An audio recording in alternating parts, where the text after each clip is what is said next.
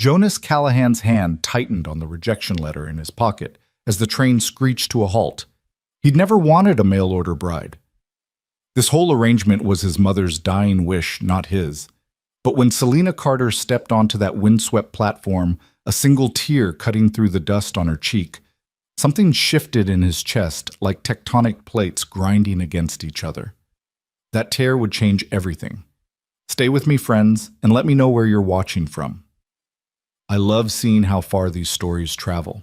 The autumn wind whipped through Iron Ridge Station like a harbinger of change, carrying with it the acrid smell of coal smoke and the distant echo of cattle lowing from the stockyards. Jonas Callahan stood rigid on the platform, his weathered Stetson pulled low against the October sun that hung like a copper penny in the Colorado sky. His calloused fingers worried the edges of the letter in his coat pocket, the one he'd written 3 weeks ago, the one that should have ended this charade before it began. "Train's coming," muttered Tom Brennan, his foreman shifting nervously beside him. Tom knew about the letter. Hell, Tom had helped him write it. Both men bent over Jonas's kitchen table with a bottle of whiskey between them, searching for words that were firm but not cruel. "I know," Jonas replied, his voice rough as sandpaper. He could see the black smoke rising above the ridge, could hear the whistle announcing the 3:47 from Kansas City. Right on time. His mother would have appreciated that punctuality. She'd always said a person's character could be measured by whether they kept their word about time. But his mother was 6 months in the ground now, and the promise he'd made to her felt like a millstone around his neck. "You don't have to do this," Tom said quietly. "Mary wouldn't want you miserable." Jonas's jaw tightened. Mary Callahan had extracted that promise with her last breath, her fingers cold as winter creek water as they gripped his hand. "Find yourself a good woman, Jonas. This ranch is too big for one man's loneliness." She'd already arranged it all, had been corresponding with some matchmaker in Boston for months before the consumption finally took her. The bride was bought and paid for, purchased with his mother's egg money, like she was ordering a new plow from the Sears catalog. The train rounded the bend, its brass bell clanging as it slowed. Jonas straightened his shoulders, preparing himself for what he had to do. He'd be gentle about it, respectful. He'd pay for her return passage, give her enough money to start fresh somewhere. It wasn't her fault his mother had been meddling from her deathbed. The locomotive hissed to a stop, steam billowing across the platform like morning fog over the valley. Passengers began disembarking, a traveling salesman with a sample case, 2 miners headed for the silver claims up north, a family with 3 children who looked road-weary and hopeful. And then he saw her. She stood in the doorway of the second-class car, one gloved hand gripping the rail, the other holding a carpet bag that had seen better days. She was smaller than he'd expected, more delicate somehow, though there was nothing fragile about the way she held herself. Her traveling dress was navy blue wool, carefully mended at the hem and cuffs. He recognized the tight, precise stitches of someone who'd learned to make things last. Her dark hair was pulled back in a simple style that spoke of practicality rather than vanity. But it was her face that stopped him cold. She was beautiful, yes, but it wasn't the kind of beauty that demanded attention. It was quieter, like the first star appearing at twilight. Her skin was pale from the long journey, her lips pressed together in determination. And there, sliding down her left cheek like a pearl of sorrow, was a single tear. She wiped it away quickly with the back of her glove, straightened her spine, and stepped down onto the platform with the dignity of a queen entering a hostile court. Her eyes, gray as a storm sky, swept the crowd, searching. Jonas found himself moving forward before he could think, drawn like iron filings to a magnet. The letter in his pocket felt like it was burning through the fabric. Their eyes met. The world seemed to narrow to just that moment, the steam dissipating around them, the noise of the station fading to a whisper. She didn't smile. Neither did he. But something passed between them, some recognition that had nothing to do with photographs or descriptions in letters. "Mr. Callahan." Her voice was softer than he'd expected, with a slight accent he couldn't place. Not quite Eastern, not quite Southern. "Miss Carter." He removed his hat, holding it against his chest. Up close he could see the exhaustion written in the fine lines around her eyes, could see another tear threatening to fall. She blinked it back fiercely. "I apologize for my appearance," she said, lifting her chin. "The journey was more difficult than anticipated." No need for apologies. The words came out gruffer than he intended. He cleared his throat, tried again. You must be tired. I've been more tired, she said, and there was something in her tone that suggested she spoke the truth. Her gaze flickered past him to Tom, then to the wagon waiting beyond the platform. That's yours. Yes, ma'am. She nodded, seemed to steel herself. Then I suppose we should go. This was the moment. This was when he should tell her about the mistake about the letter, about how he couldn't go through with his mother's plan. The words were right there, lined up like soldiers ready to march.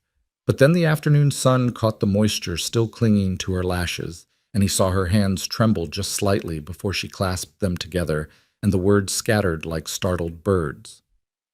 Tom, he said instead, would you mind getting Miss Carter's trunk? Tom's eyebrows shot up, but he moved toward the baggage car without comment. Just the one bag, Selena said quietly. The trunk didn't make the journey. Lost, stolen, or sold, Jonas didn't ask. He simply picked up her carpet bag, noting how light it was, how little she'd brought to start a new life. The weight of it, or lack thereof, made something twist in his chest. The ranch is about an hour's ride, he said, leading her toward the wagon. Roads rough in places. I don't mind rough roads, Mr. Callahan. He helped her up onto the wagon seat, his hand spanning her waist for just a moment. She was thin, too thin, like she'd been surviving on hope and determination for too long. When she settled her skirts and folded her hands in her lap, he noticed the careful darning on her gloves, the way she held herself so straight it must have hurt. Tom climbed into the back of the wagon with the supplies they'd come to town for flour coffee. Ammunition things needed for the coming winter. Jonas took the reins, released the brake, and clicked his tongue at the horses. They moved forward, wheels creaking, leaving the station behind. They rode in silence for the first few minutes. The only sounds, the clip-clop of hooves, and the distant cry of a red-tailed hawk. Jonas found himself stealing glances at her profile, at the determined set of her jaw, and the way she watched the landscape unfold with genuine interest rather than dismay. It's beautiful, she said suddenly, gesturing toward the mountains rising in the distance, their peaks already crowned with snow. Different from what I expected, but beautiful. Different how... She considered this. I suppose I thought it would be more desolate. But there's life everywhere, isn't there? Even in the harsh places. Especially in the harsh places, Jonas found himself saying. Things that survive out here have to be strong. She turned to look at him fully.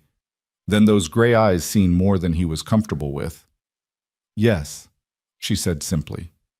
They do. They passed the Jennings ranch where young Mrs. Jennings was hanging laundry on the line. She stopped to stare as they went by, her mouth falling open slightly. By tomorrow, Jonas knew the whole valley would know he'd actually brought home a mail-order bride. The letter in his pocket seemed to grow heavier. Will there be many social calls? Selena asked, noting the direction of his gaze.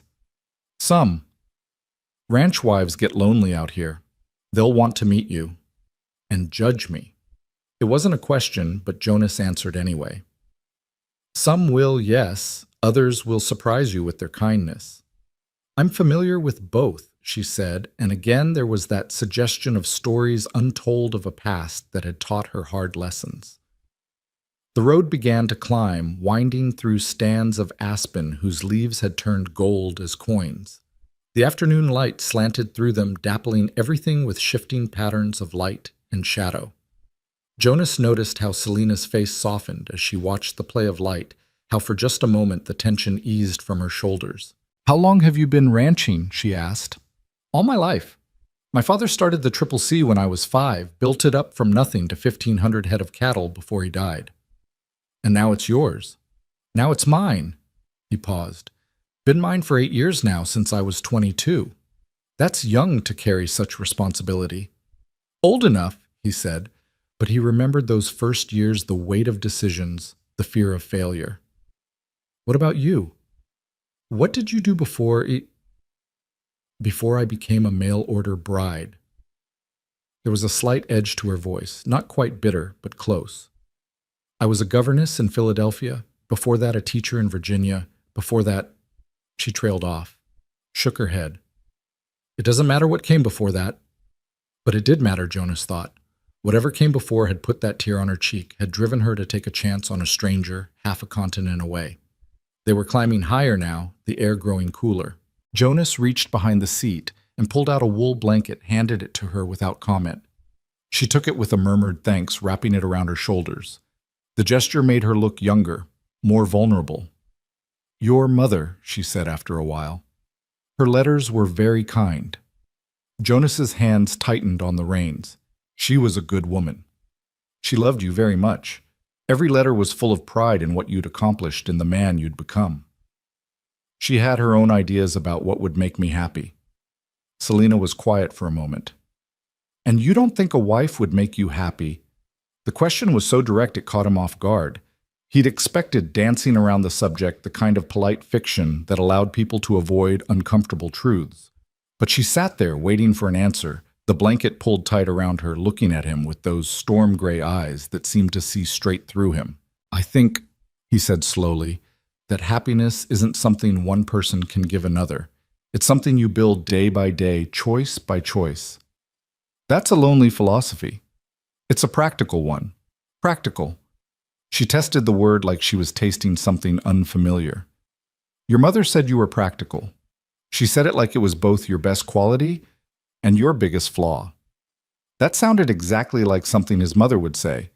Jonas felt his lips twitch almost a smile. She had opinions about everything.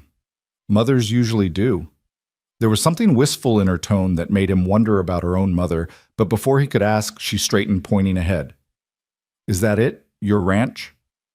They had crested the final ridge, and the Triple C spread out before them in the valley below. The main house sat on a rise 2 stories of solid log construction with a stone chimney that his father had built with his own hands. The barn was newer, painted red with the corrals spreading out around it like a spider's web. Beyond that, the bunkhouse for the hands, the smokehouse, the blacksmith shop. And stretching to the horizon, grassland that turned gold in the evening light dotted with cattle that looked like scattered pepper from this distance. "That's it," Jonas said. And despite everything, he couldn't keep the pride from his voice. "It's magnificent." Selena breathed, and she meant it. He could tell she meant it. "You built all this?" "My father started it. I've added to it. The barn, the extra corrals. Bought the Watson place when they moved back east, added another 400 acres. It must take many men to run it all.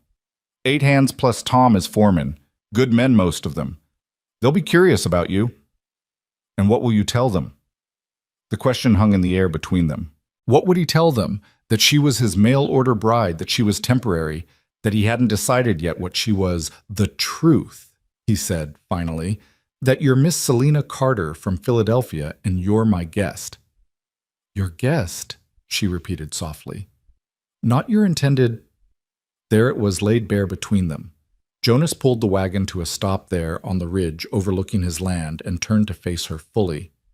"Miss Carter, there's something I need to tell you." She held up a hand, stopping him. "You didn't want me to come. You wrote a letter telling me not to, but it must have passed me in transit. I know, Mr. Callahan. I've known since I got on the train in Philadelphia." Jonas felt his mouth drop open. "Then why?" "Because I had nowhere else to go." The words came out steady, but he saw what they cost her in the way her knuckles went white where she gripped the blanket. "Because your mother's letters painted a picture of a place where someone could start over, could build something new. Because sometimes, Mr. Callahan, when you're drowning, you grab whatever hand is extended, even if that hand doesn't want to pull you up." The honesty of it hit him like a physical blow. She wasn't here for love or even for the promise of it. She was here for survival, for a chance, for the same reason his grandfather had come west after the war, because staying where she was meant something worse than the unknown. "What are you running from?" he asked quietly. She looked away out over the valley. "Does it matter? We all have our ghosts, Mr. Callahan. The question is whether we let them define us or whether we build something new despite them." A gust of wind set the aspens trembling, their leaves rustling like whispered secrets. Jonas studied her profile, the proud tilt of her chin, the way she held herself together by will alone. "The house needs work," he heard himself say. "My mother did her best, but she was sick for a long time. The hands have been taking turns cooking, and they're terrible at it. Tom nearly poisoned us all with his attempt at stew last week. She turned back to him, confusion flickering across her features. Mr. Callahan, I'm saying, Miss Carter, that if you wanted to stay for a while as my guest to see if this place suits you, if you suit it, well, the ranch could use someone who knows their way around a kitchen, and the house could use a woman's touch, as my mother used to say. You're offering me a position as a housekeeper. I'm offering you time, Jonas corrected. Time to decide what you want, what you need. Time to catch your breath. No obligations, no expectations, just time. She studied him for a long moment, and he had the uncomfortable feeling she was seeing past all his defenses, all his careful walls, straight to the part of him that had been moved by a single tear on a dusty platform. And what about what you want, Mr. Callahan? I want my hands to stop complaining about the food, he said, aiming for lightness. But then, because she deserved honesty after what she'd given him, he added, and I want to stop eating alone in that big house, listening to the silence where my mother's voice used to be. Something shifted in her expression, a softening that transformed her face. Not pity, he would have hated pity, but understanding. Then I accept your offer of time, Mr. Callahan, and you may call me Selena. Jonas, he said. If we're going to figure this out, you might as well call me Jonas. She nodded, a small smile playing at the corners of her mouth. It was the first time he'd seen her smile, and it changed everything about her face, like sunrise breaking over the mountains. He clicked the reins, and the wagon started down the slope toward the ranch. As they descended, Jonas found himself stealing glances at her again. This woman who'd stepped off a train with tears in her eyes, and somehow, in the span of an hour, had made him reconsider everything he thought he knew about what he wanted. The sun was setting by the time they reached the ranch proper, painting everything in shades of gold and amber. The hands were bringing in the horses for the evening, and they all stopped to stare as the wagon rolled past. Jonas saw Pete elbow Miguel, saw young Danny's mouth drop open. By tomorrow, the whole valley would be talking. He pulled up in front of the house, set the brake, and came around to help Selena down. This time, when his hands touched her waist, he noticed the way she drew in a breath, the slight flush that colored her cheeks. She wasn't immune to him then. The thought pleased him more than it should have. It's bigger up close, she said, looking up at the house. My father believed in building for the future, said a man should always have more room than he needs just in case. In case of what? Family, he'd say. In case of family. She absorbed this, then squared her shoulders. Well then, Mr. Callahan, Jonas, perhaps you should show me the kitchen. If I'm to keep your hands from storming the house with complaints, I should probably start dinner. He carried her carpet bag inside, acutely aware of her following behind him, of the way her presence seemed to fill spaces that had felt empty for months. The house was as he'd left it that morning, clean, but lacking something like a song missing its melody. His mother's touches were everywhere, but fading like echoes, growing quieter with time. The kitchen was large, dominated by a massive cast-iron stove that his mother had insisted on importing from Chicago. Copper pots hung from hooks on the wall, and the long wooden table could seat 12, though it rarely held more than one these days. Selena moved through the space like she was reading it, running her fingers along the counters, checking the pantry, testing the pump at the sink. It's well equipped, she said approvingly. Your mother knew what she was about. She loved to cook. Said it was the heart of a home. She was right. Selena had found an apron hanging on a peg, tied it around her waist with practiced efficiency. What time do the hands usually eat? 6 o'clock in the bunkhouse. I eat here. Alone. Usually. She nodded, already pulling items from the pantry. How many am I cooking for tonight? 8 hands, Tom, myself. He hesitated. And you? 11 then.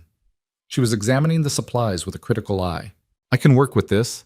Beef stew biscuits, maybe a pie if there are preserved peaches. Top shelf in the back.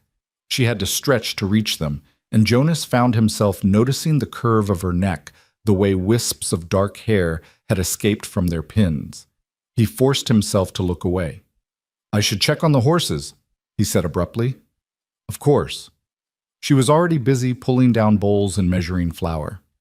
Jonas, what time would you prefer to eat? It was such a simple question, such a domestic question, but it made something tighten in his throat. 7, if that suits you. 7 it is. He left her there in his mother's kitchen, humming something soft and low as she worked. The sound followed him out into the yard where Tom was waiting with a knowing grin. So you sending her back? Jonas pulled off his hat, ran a hand through his hair. She's staying for a while. As a guest. A guest who cooks. Tom, I'm just saying that's a mighty particular kind of guest. Tom's expression grew more serious. She seems like a lady, Jonas, a real lady despite the mended clothes. You can see it in the way she carries herself. I know. She's running from something. I know that too. Tom studied him for a moment. Your mother would be pleased. My mother would be planning the wedding already. And would that be such a bad thing? Jonas didn't answer. Couldn't answer. Because he kept seeing that tear on her cheek, kept hearing her say she'd grabbed whatever hand was extended. She didn't need a husband. She needed a safe harbor, a place to rest, a chance to be something more than desperate. And maybe, just maybe, he needed to learn that building a life didn't have to be a solitary endeavor. The smell of baking biscuits drifted from the kitchen, and for the first time in 6 months, the house felt alive again. Jonas watched the sun sink behind the mountains, painting the sky in shades of purple and rose, and wondered what he'd set in motion by not giving her that letter. Inside, he could hear Selena moving around the kitchen, the clatter of pots and pans that had been silent too long. One of the barn cats had apparently followed her in. He could hear her talking to it softly, the kind of one-sided conversation lonely people had with animals. It made him wonder how long she'd been alone, how far she'd traveled, not just in miles, but in hope. Boss? It was Danny, the youngest of his hands, barely 18, and still growing into his height. Tom says there's a lady. Miss Carter. Yes, she'll be staying for a while helping with the house. Danny's face lit up. A real lady from back east. From Philadelphia. I never met anyone from Philadelphia. The boy's excitement was almost comical. Is she pretty? Jonas found himself bristling at the question, which was ridiculous. She's a guest, Danny, and you'll treat her with respect. Of course, boss. I didn't mean nothing by it. Jonas softened, remembering being 18 and fascinated by anything in skirts. I know, son. Just remember your manners. Yes, sir. Danny hesitated. It's been real quiet around here since your ma passed. It'll be nice to have a lady around again. The boy scampered off before Jonas could respond, but his words lingered. It had been quiet. More than quiet, it had been hollow, like a drum with no resonance. Jonas had filled the silence with work, pushing himself in the ranch harder than ever, as if he could outrun the loneliness by staying busy enough. But now there was humming coming from the kitchen, and the smell of home cooking, and a woman with gray eyes who saw too much and said exactly what she thought. He made his rounds, checking on the horses, reviewing tomorrow's work with Tom, all the routine tasks that structured his days. But his mind kept drifting to the house, to what was happening in that kitchen, to the way Selena had looked standing in the doorway of the train car, small and brave and alone. At 5:45, Tom rang the dinner bell, and the hands came streaming in from the corrals and the bunkhouse, faces eager with curiosity. Jonas watched from the barn door as Selena emerged from the house carrying a massive pot, her face flushed from the heat of the stove. She'd tidied her hair and removed the apron, looking every inch the proper Eastern lady despite her mended dress. The hands fell silent as she approached 8 rough men, suddenly remembering their mother's lessons about behavior in the presence of a lady. Pete actually removed his hat and smacked Danny when he didn't do the same fast enough. Good evening, gentlemen. Selena said, her voice carrying clearly across the yard. I'm Miss Carter. I understand you've been suffering through each other's cooking for some time now. Yes, ma'am, Tom said, stepping forward to take the pot from her. Suffering is the right word for it. Well, I hope this is an improvement. Beef stew, biscuits in the basket there, and pie for dessert if you have room. Pie? Miguel's voice came out almost reverent. We haven't had pie since... He trailed off, glancing at Jonas. Since Mrs. Callahan passed, Selena finished gently. I'm sure she would want you to enjoy pie again. Tom, could you help me bring out the rest? Tom followed her back to the house like an eager puppy, and Jonas heard Pete mutter, If she can cook half as good as she smells, boys, we're in for a treat. They set up the food on the long table outside the bunkhouse the way Mary Callahan used to do for special occasions. The hands filled their plates with barely concealed eagerness, and at the first bite of stew a collective sigh went up that would have been comical if Jonas hadn't understood it completely. It was good, really good. The beef was tender, the vegetables cooked just right, the gravy rich and seasoned perfectly. "Miss Carteret," Tom said after his third biscuit, "I don't suppose you're planning on staying long." She glanced at Jonas before answering. "That remains to be seen, Mr. Brennan." "Well, if Jonas doesn't convince you to stay, we might have to revolt," Pete said, then quickly added, "Respectfully, of course." That got a small laugh from her, a sound like water over stones. "I'll take that as a compliment, Mr. Pete Hawkins, ma'am, and this here's Miguel, Danny, Sam, Chuck, Bill, Fred, and Little Joe." Each man nodded as his name was called, Little Joe grinning despite the nickname that didn't fit his 6'4" frame. "Pleased to meet you all," Selena said, and she seemed to mean it. "I hope you'll be patient with me as I learn the rhythms of the ranch." "Ma'am," Miguel said shyly, "you could burn everything for a week, and it'd still be better than Tom's cooking." "Hey now," Tom protested, but he was grinning. The easy camaraderie surprised Jonas. He'd expected awkwardness, the kind of stilted interaction that happened when worlds collided. But Selena had a gift for making people comfortable asking the right questions, laughing at their stories, deflecting their curiosity with grace. "You really from Philadelphia?" Danny asked, eyes wide. "I am. Have you ever been—" "No, ma'am. Never been east of Kansas City." "Well, Mr. Danny, I have to say the view here beats anything Philadelphia has to offer." The boy blushed to his hairline at being called Mr. Danny, and the other hands ribbed him good-naturedly. As the sun set completely and the stars began to appear, Jonas realized he should probably rescue Selena from the interrogation, however friendly. "Miss Carter, we should be getting back. You've had a long day." "Of course." She stood smoothing her skirts. "Breakfast is at 5:30, I assume?" "Yes, ma'am," Tom answered. "If that's not too early—" "I've been rising before dawn for years, Mr. Brennan. 5:30 is perfectly fine." She looked around at all of them. "Is there anything particular you'd like for breakfast, I mean?" The hands exchanged glances like they'd been asked to name their heart's desire. "Flapjacks," Danny ventured hopefully. "With bacon," Pete added. "And eggs," Miguel suggested. "And coffee that doesn't taste like Tom boiled his boots in it," Sam finished. "I heard that," Tom protested. Selena smiled. "Flapjacks, bacon, eggs, and proper coffee. Consider it done."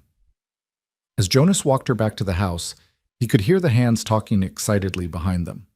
In one evening, she'd given them something they hadn't even realized they'd been missing. Not just good food, but the civilizing presence of a woman. Someone to mind their manners, for someone to make them feel like more than just ranch hands. "They're good men," Selena said as they reached the porch. "They are. Rough around the edges, but loyal. Loyalty born of respect, I think. They respect you. They respect the ranch." She stopped at the door, turned to face him. "No, Jonas. They respect you. There's a difference."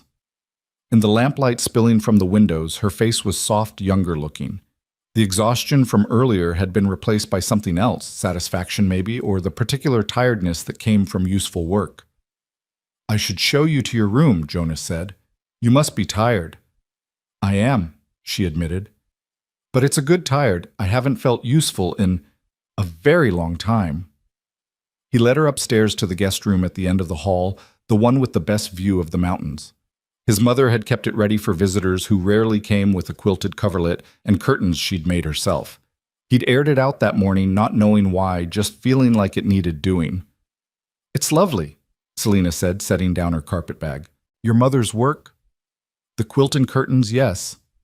She had a good eye for color. She ran her hand over the quilt, tracing the pattern. "This must have taken her months." "She worked on it during her first winter here, said it kept her hands busy while she learned to be a rancher's wife." "Was it difficult for her?" "The adjustment?" Jonas considered the question. "She came from Ohio from a small farm. This was bigger, wilder, but she had my father, and they were a team." Made it easier, I think. Yes, Selena said softly. I imagine it would. An awkward silence fell between them. They were alone in a bedroom, the bed between them like an accusation. Jonas cleared his throat. There's water in the pitcher, and the necessary is out back. I'll bank the stove before I turn in, but if you get cold, I'll be fine, Jonas. I've slept in colder places. Again, that hint of stories untold. He wanted to ask, wanted to know what had driven her to answer a dead woman's letters to board a train to marry a stranger. But it felt too soon, too intimate for their first day. Then I'll say goodnight. Jonas, she called as he reached the door. Thank you. For the time. For not sending me back immediately. You might not thank me come February when the snow's 6 feet deep and you haven't seen another woman in months. I might surprise you. Looking at her standing there in his mother's guest room, her chin lifted despite her exhaustion, her gray eyes steady on his. Jonas thought she probably would surprise him. She already had. He went back downstairs, sat at the kitchen table where she'd left a plate for him still warm. The stew was even better than what the hands had gotten. She'd added something extra, some herb or spice that elevated it from good to extraordinary. The biscuits were light as air, the pie sweet and perfect. Jonas ate slowly, savoring each bite, listening to the sounds of the ranch settling for the night. Horses nickering in the barn, the wind picking up outside the old house creaking around him. But underneath those familiar sounds was something new. Footsteps above him as Selena moved around the guest room, the soft splash of water as she washed the gentle creak of the bed as she settled in. He lived alone in this house for 6 months, had gotten used to being the only heartbeat within its walls. Now there was another person under his roof, a woman with secrets and sadness who cooked like an angel and made his rough ranch hands remember their manners. Jonas pulled out the letter he'd written, the one telling her not to come. He read it over in the lamplight, all his logical reasons for refusing this arrangement, all his careful arguments about incompatibility and the unfairness of forced marriages. Every word of it was true, sensible, practical. He fed it to the stove, watched it curl and blacken and disappear. Tomorrow would bring questions from the town, from the other ranchers, from Selena herself.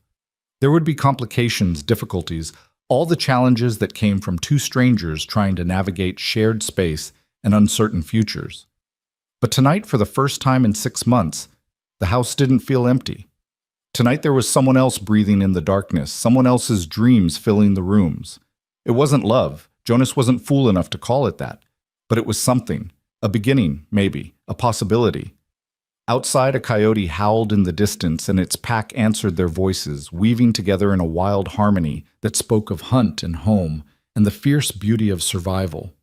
Jonas listened to them sing, thinking about Selena's words on the wagon. Things that survive out here have to be strong. She was strong. He'd seen that from the moment she'd stepped off the train. But strength alone wasn't always enough. Sometimes you needed a place to rest, a chance to heal, a hand extended, even if it was uncertain. He climbed the stairs quietly, paused outside her door. No light showed underneath, no sound came from within. She was sleeping, this stranger who'd traveled so far on the promise of a dead woman's letters. Tomorrow they'd have to figure out what came next, how to navigate this strange arrangement that was neither employment nor engagement, but something in between. But tonight she was safe under his roof, and somehow that felt right. Like his father building a house too big for his immediate needs, preparing for a future he couldn't quite see, but believed in anyway. Jonas went to his own room, lay down fully clothed on top of the covers, and stared at the ceiling. Through the wall, he could hear the soft rhythm of her breathing, the occasional rustle as she shifted in sleep. It was oddly comforting, that sound of another person existing nearby. He thought about that tear on her cheek, the one that had changed everything.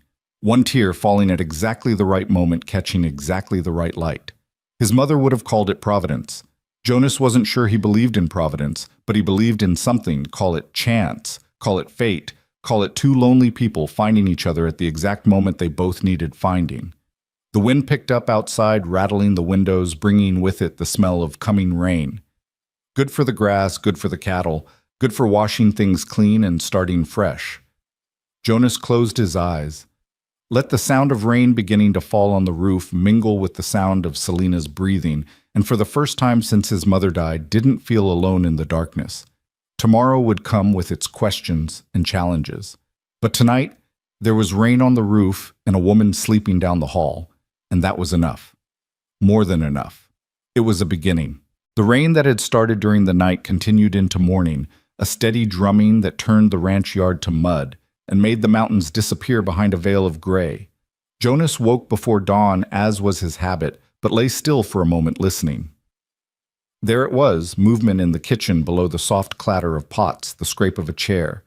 Selena was already up, already working. He dressed quickly and made his way downstairs, pausing in the doorway to watch her. She moved through the kitchen with an economy of motion that spoke of years of practice. Her hair pinned up neatly despite the early hour, a clean apron protecting her mended dress. She was mixing batter in a large bowl, her movements rhythmic, almost meditative. "You're up early," he said. She didn't startle, just glanced over her shoulder with a small smile. "Ranch time starts before city time, I'm learning. Coffee's ready if you want some." He poured himself the cup, noted how she'd already figured out where everything was, how she'd organized the workspace to her liking. The coffee was strong, but not bitter, with a richness Tom's boot leather brew had never achieved. "Did you sleep well?" he asked, leaning against the counter. "Better than I have in months," she admitted, then seemed surprised by her own honesty. "The rain helps. It sounds different here than in the city cleaner somehow. Everything's cleaner here. Even the mud." That earned him a soft laugh. "I'm not sure your boots would agree after you've been out in it." As if summoned by her words, Tom appeared at the back door, water streaming from his slicker, his boots indeed caked with mud. "Morning, Miss Carter Jonas, that coffee I smell." "It is Mr. Brennan. Leave those boots on the porch if you please. I'll not have you tracking mud through my clean kitchen." Tom's eyebrows rose at my clean kitchen, but he obediently sat on the porch step to pull off his boots. Jonas hid a smile behind his coffee cup. Less than 24 hours and she was already taking charge. "Rain's good for the grass," Tom said, padding into the kitchen in his socks.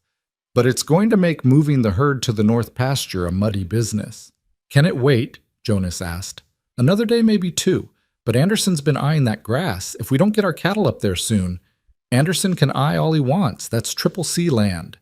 Jonas's voice carried an edge that made Selena glance at him curiously. "Who's Anderson?"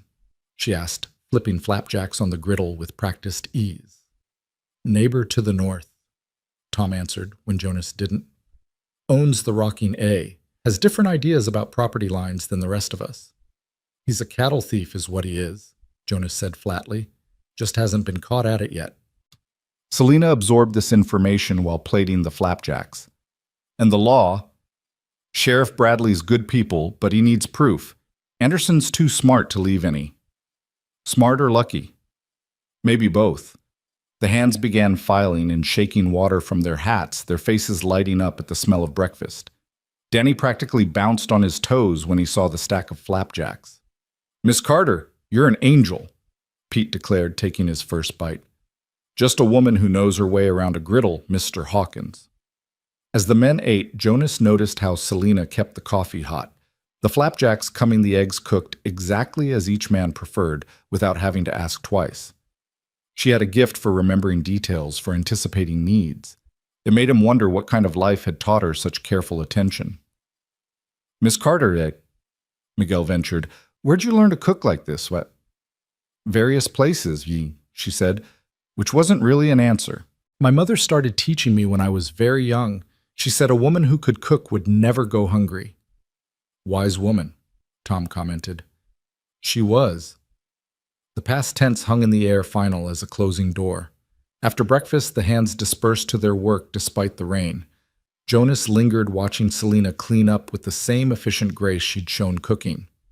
"You don't have to do everything yourself," he said. "I could hire a girl from town to help." "I prefer to keep busy." She paused in her washing. "Idle hands lead to idle thoughts, and idle thoughts lead to—" She trailed off, shook her head. "I prefer to keep busy." "And what thoughts are you avoiding, Selena?" She turned to look at him fully, her gray eyes unreadable. The same ones you're avoiding by working yourself into exhaustion every day, I expect. The accuracy of it stung. You don't know me well enough to make that judgment. Don't I? You live alone in a house built for a family. You eat alone rather than with your men. You have the look of someone who's been running from ghosts so long you've forgotten what it's like to stand still. And you recognize that look because I see it in the mirror every morning. They stood there facing each other across the kitchen, two people who'd seen too much, lost too much, fled too much. The rain intensified, hammering against the windows like it wanted in. I need to check the stock, Jonas said finally, and I need to start thinking about lunch. But as he turned to go, she called after him, Jonas, be careful out there. The rain makes everything slippery. It was such a simple thing, that small expression of concern, but it followed him out into the storm like a warm hand on his shoulder. The morning passed in a blur of wet work, checking fences, moving horses to higher ground, making sure the creek wasn't rising too fast. Anderson's men were out too. Jonas could see them along the property line, watching, always watching. He made sure to ride close enough for them to see him to know the Triple C was defended. When he returned for lunch, soaked through and shivering, he found Selena had laid out dry clothes by the stove and had hot soup waiting. You're going to catch your death, she scolded, handing him a towel. I've been working in weather like this since I was 10. And I suppose that makes you immortal. She turned her back while he changed, busying herself at the stove. Men, you all think you're made of iron until you're flat on your backs with fever. Speaking from experience. My brother thought the same way. Her voice went quiet. He was wrong. Before Jonas could ask more, she was moving again, ladling soup into bowls, slicing fresh bread she'd somehow found time to bake. This is too much, he said, gesturing at the spread. You don't need to, don't I? When was the last time you ate a proper lunch? And don't tell me beef jerky counts as a meal. He couldn't remember, actually. Since his mother died, meals had become fuel, nothing more. But this, the hot soup warming him from the inside, the fresh bread with butter, Selena moving around the kitchen like she belonged there, this was something else entirely. Tell me about Philadelphia, he said, wanting to know more about her, wanting to understand what had driven her here. She sat across from him, her own bowl untouched. What would you like to know, Seth? What was your life there, constrained? She picked up her spoon, set it down again. I was a governess for the Whitmore family. 3 children all sweet enough, but their mother. She had very specific ideas about propriety, about place. And your place was somewhere between family and furniture, visible when needed, invisible otherwise, speaking when spoken to, grateful for the privilege of serving. Bitterness crept into her tone. 6 years I gave them, 6 years of perfect service. Then young Mr. Whitmore decided he was interested in more than my teaching abilities. Jonas's hands tightened on his spoon. He forced himself on you. He tried. I defended myself with a fireplace poker, left quite a mark on his handsome face. A grim smile flickered across her features. His mother dismissed me immediately, of course, without references, that I was a danger to decent families. But you were defending yourself. That's not how the world works for women like me, Jonas. Women without money, without connections, without power.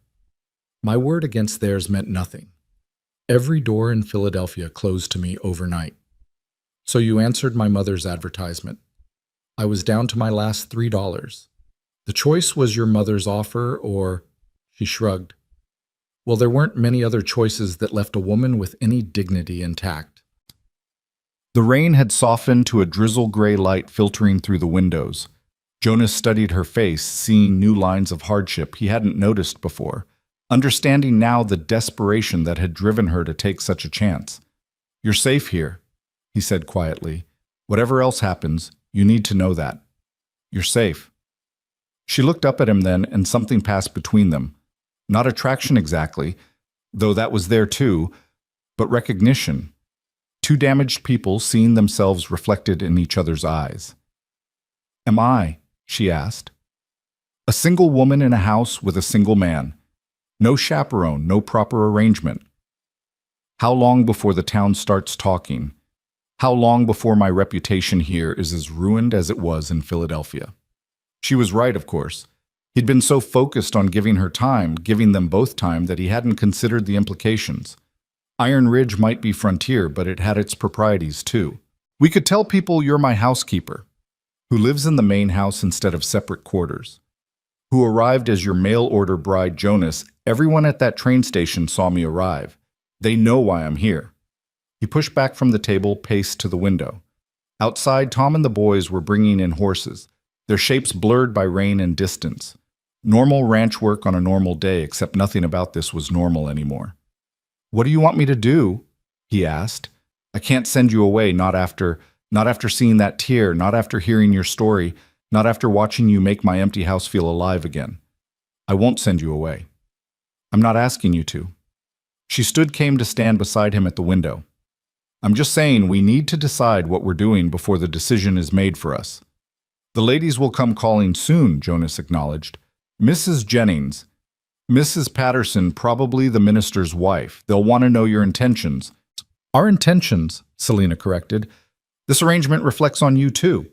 He turned to look at her standing so close he could smell the flour and vanilla that clung to her from the morning's baking. "And what are our intentions?" "I don't know." It came out as barely a whisper. "I came here expecting a marriage of convenience to a stranger. Instead, I found," she gestured helplessly, "this, you, a chance to breathe. I don't want to lose that, but I don't want to trap you either." "You're not trapping me. Aren't I? Every day I stay here unmarried damages both our reputations. Every day I stay here, the expectation grows. Your mother's ghost is practically planning the wedding from beyond." Despite everything, Jonas found himself almost smiling. She probably is. They stood there shoulder to shoulder, watching the rain wash the world clean. Finally, Selena spoke again. "I have a proposition. Another one. A clarification, perhaps. We continue as we are.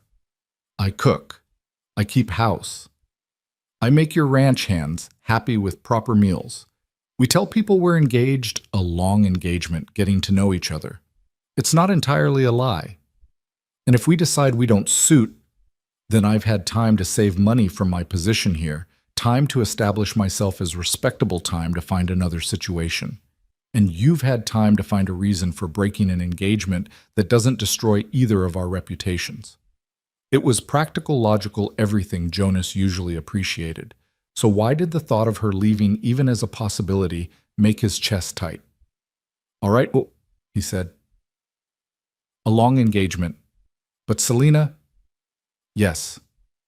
You're not my employee. You're not my servant. If we're doing this, we're doing it as equals. You don't answer to me any more than I answer to you." She turned to face him, fully surprise flickering across her features. "Most men wouldn't see it that way." "I'm not most men." "No?" she said softly. "You're not." A knock at the door interrupted whatever might have come next. Tom stood on the porch, water still dripping from his hat. "Boss, we got a problem. Anderson's men cut the fence on the north pasture. We got cattle scattered from here to Sunday." Jonas cursed, already reaching for his coat. "How many? Maybe 30 head. In this rain, tracking them's going to be hell. Saddle up everyone we can spare. We need to get them back before Anderson claims them as strays," Tom finished grimly. "Already sent Danny for Sheriff Bradley, but you know how that'll go." Jonas turned to Selena. "I have to go," she said simply. "I'll have hot food ready when you get back." He grabbed his hat, then paused. "Bar the doors while we're gone. If Anderson's men come here..." "I still have that fireplace poker," she said with a slight smile. "Go get your cattle, Jonas." He rode out into the storm with Tom and 5 of the hands, leaving only old Fred and little Joe to watch the ranch. The rain had turned the ground to soup, making tracking difficult, but not impossible. Anderson's men had been sloppy, leaving clear signs of where they'd driven the cattle. They found the first group of 10 sheltering in a grove of cottonwoods, Triple C brands clear on their flanks. The second group was harder, scattered across a meadow that bordered Anderson's land. And there, bold as brass, were Anderson's men trying to herd them across the property line. "That's far enough, Hayes," Jonas called to Anderson's foreman. Hayes turned in his saddle rein, running off his hat brim. "These cattle were on Rocking A land. Mr. Anderson's within his rights. Those are Triple C brands, and you know it. Brands can be changed. The threat hung in the air between them. Jonas's hand moved to his rifle, still in its scabbard, but ready. Try it, he said quietly. Please give me a reason. Tom and the others spread out, flanking Anderson's men. The tension stretched taut as wet leather, everyone waiting for someone else to make the first move. This isn't over, Callahan, Hayes finally said. Mr. Anderson doesn't like thieves. Neither do I, Jonas replied, which is why I'd appreciate you getting off my land. Hayes wheeled his horse around his men, following. They rode away slowly, insolently, making it clear they were leaving by choice, not force. This is escalating, Tom said once they were gone. I know. He's testing you, seeing how far he can push. I know that too. They spent the rest of the afternoon gathering the scattered cattle, 32 head in total, all accounted for, but spooked and difficult. By the time they got them back to Triple C pastures, it was near dark, and they were all soaked to the skin. As promised, Selena had hot food waiting venison stew that filled the kitchen with rich aromas, cornbread, apple cobbler that made Danny actually moan with pleasure. She served the hands first, making sure everyone was fed before sitting down herself. No trouble here, Jonas asked, finally warm and dry in fresh clothes. Define trouble. Selena. Mrs. Jennings came calling. Also Mrs. Patterson and Mrs. Wheeler, together, like a delegation. Jonas winced. And I served them tea in the parlor, told them how pleased I was to be here, how kind you'd been, how we were taking time to get to know each other properly before setting a date. They believed you. Mrs. Jennings was skeptical. Mrs. Patterson seemed disappointed there wasn't more scandal. Mrs. Wheeler invited me to church on Sunday. She paused. I accepted. You don't have to. Yes, I do. If we're maintaining this fiction, I need to be seen as respectable. Church is part of that. No, I haven't been since Ma died. Then perhaps it's time you started again. She began clearing plates, her movements sharp. We're supposed to be engaged, Jonas. Engaged couples attend church together.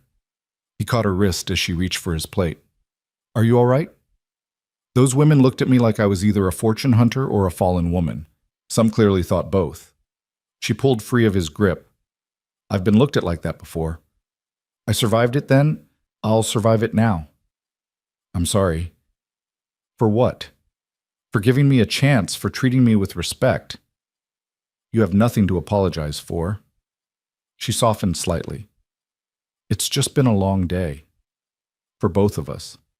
They finished cleaning up in companionable silence, moving around each other with surprising ease. Jonas found himself aware of every small thing, the way she hummed when she washed dishes, the loose curl that escaped her pins and brushed her neck, the grace in her movements despite her obvious fatigue. I should tell you something, Selena said as they finished, about my past. You don't owe me. I do if we're to continue this arrangement. She dried her hands carefully, precisely. My brother, the one I mentioned, he didn't die of illness. Jonas waited, sensing the weight of what was coming. He was murdered, shot in the back by our cousin over an inheritance dispute. Our grandfather had left everything to James and me, you see. Clayton thought it should have been his. Was he arrested? Clayton claimed it was a hunting accident. He had witnesses, friends of his, who'd say anything for money. The law believed him. Her voice was steady, but her knuckles were white where she gripped the dish towel. He inherited everything. I was 17, suddenly penniless, suddenly alone. Selena. That's why I became a governess. It was that or Clayton's protection, which came with conditions I couldn't accept. She met his eyes. I'm telling you this because Clayton has been looking for me. He found out about some documents, proof that he forged our grandfather's will. I have them hidden, but if he finds me, he won't touch you here? You can't promise that. I can, and I do. Jonas moved closer, close enough to see the fear she'd been hiding beneath her composure. This is my land, my town. If this Clayton comes here, he'll learn what frontier justice means. You don't even know me, not really. Why would you risk?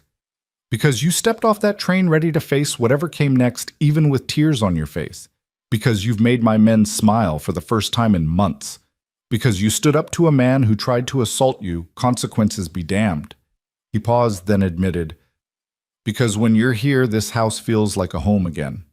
She looked up at him, those gray eyes wide and vulnerable. "Jonas, I'm not asking for anything," he said quickly. "I'm just saying you're not alone anymore. Whatever comes, we'll face it." "You sound very sure." "I am." She reached up, touched his cheek briefly, her fingers warm against his skin. "You're a good man, Jonas Callahan. Your mother was right about that." Before he could respond, she was moving away, heading for the stairs. "I should rest. Tomorrow's laundry day, and I have a feeling your ranch hands generate quite a bit of it." "Selena." She paused at the bottom of the stairs. "Thank you for dinner, for handling the ladies, for staying." A small smile touched her lips. "Thank you for giving me a reason to." After she went upstairs, Jonas sat in his father's old chair by the fire, thinking about the day's events. Anderson's aggression was escalating, that was certain. But somehow, that seemed less pressing than the woman upstairs, the one with secrets and sadness, who was slowly bringing his house back to life. He thought about their conversation about the engagement fiction they'd agreed to maintain.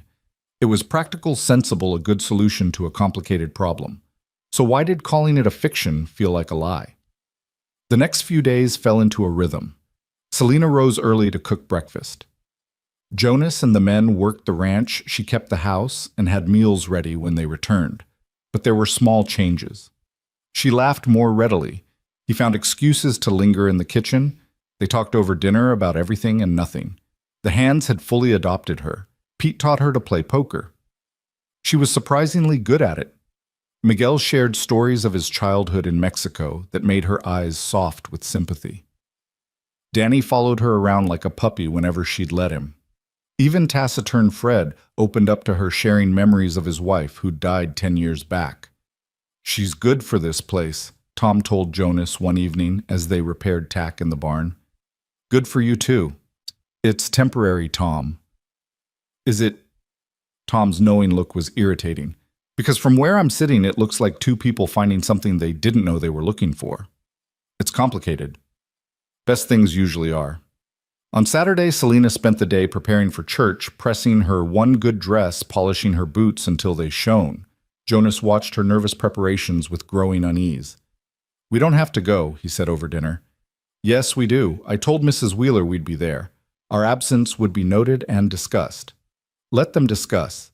She set down her fork, looked at him seriously. "Jonas, I know you're used to not caring what people think. It's a luxury men have. But my reputation is all I have.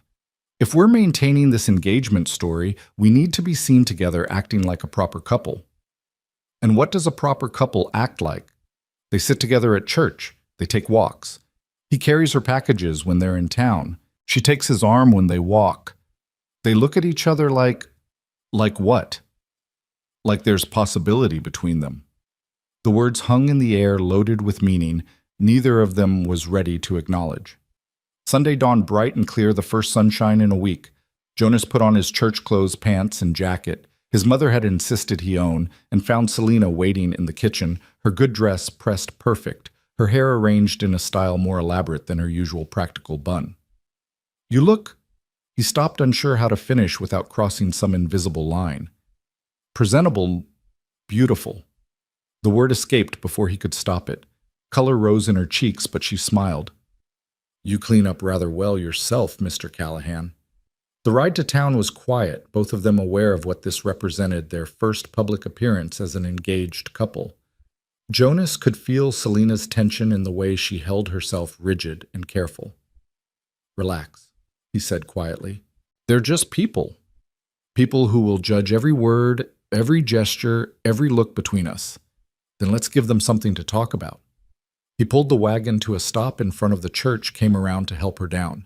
But instead of just offering his hand, he put both hands on her waist, lifted her down slowly, letting her slide against him until her feet touched the ground. Her breath caught her hands, gripping his shoulders for balance. "Jonas," she whispered, "people are watching." "Good." He offered her his arm, felt her fingers curl around it, and walked her into church like she was precious, like she was his. The whispers started immediately. Jonas ignored them, guiding Selena to his family pew, the one that had sat empty since his mother's funeral. She settled beside him close enough that he could smell her soap, something floral and clean. Reverend Mills looked pleased to see them, offering a warm smile before beginning his sermon about renewal and second chances. Jonas barely heard a word, too aware of Selena beside him, of the way sunlight through the windows caught in her hair, of her gloved hand resting inches from his. Halfway through the service, she shifted slightly, her shoulder pressing against his. Such a small thing, but it felt like a declaration. He moved his hand to cover hers, a silent reassurance. She turned her palm up, laced her fingers through his.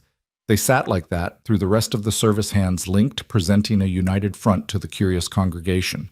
But Jonas knew, and he suspected Selena knew too, that something had shifted between them. This wasn't just performance anymore. After church, the ladies descended on Selena like chickens on scattered corn. He tried to stay close, but Mayor Patterson cornered him about water rights, and by the time he extracted himself, Selena was surrounded by a gaggle of women all talking at once. He started toward her, but Tom appeared at his elbow. "Let her handle it. She needs to establish herself with them. They could eat her alive. Look closer."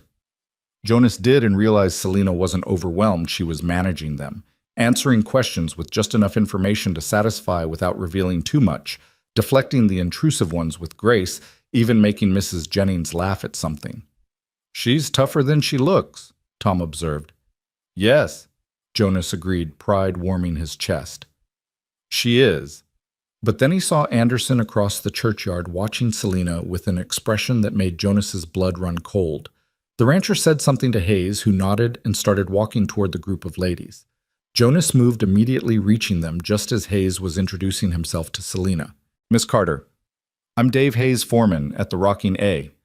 Mr. Anderson wanted me to welcome you to Iron Ridge." "How kind," Selena replied, her voice neutral. "He also wanted me to extend an invitation to Sunday dinner at the Rocking A. He likes to know his neighbors." "I'm afraid Miss Carter already has plans," Jonas said, putting a possessive hand on her lower back. Hayes' smile didn't reach his eyes. "Another time, perhaps. Mr. Anderson is very persistent in his hospitality." "And I'm very persistent in protecting what's mine," Jonas replied quietly.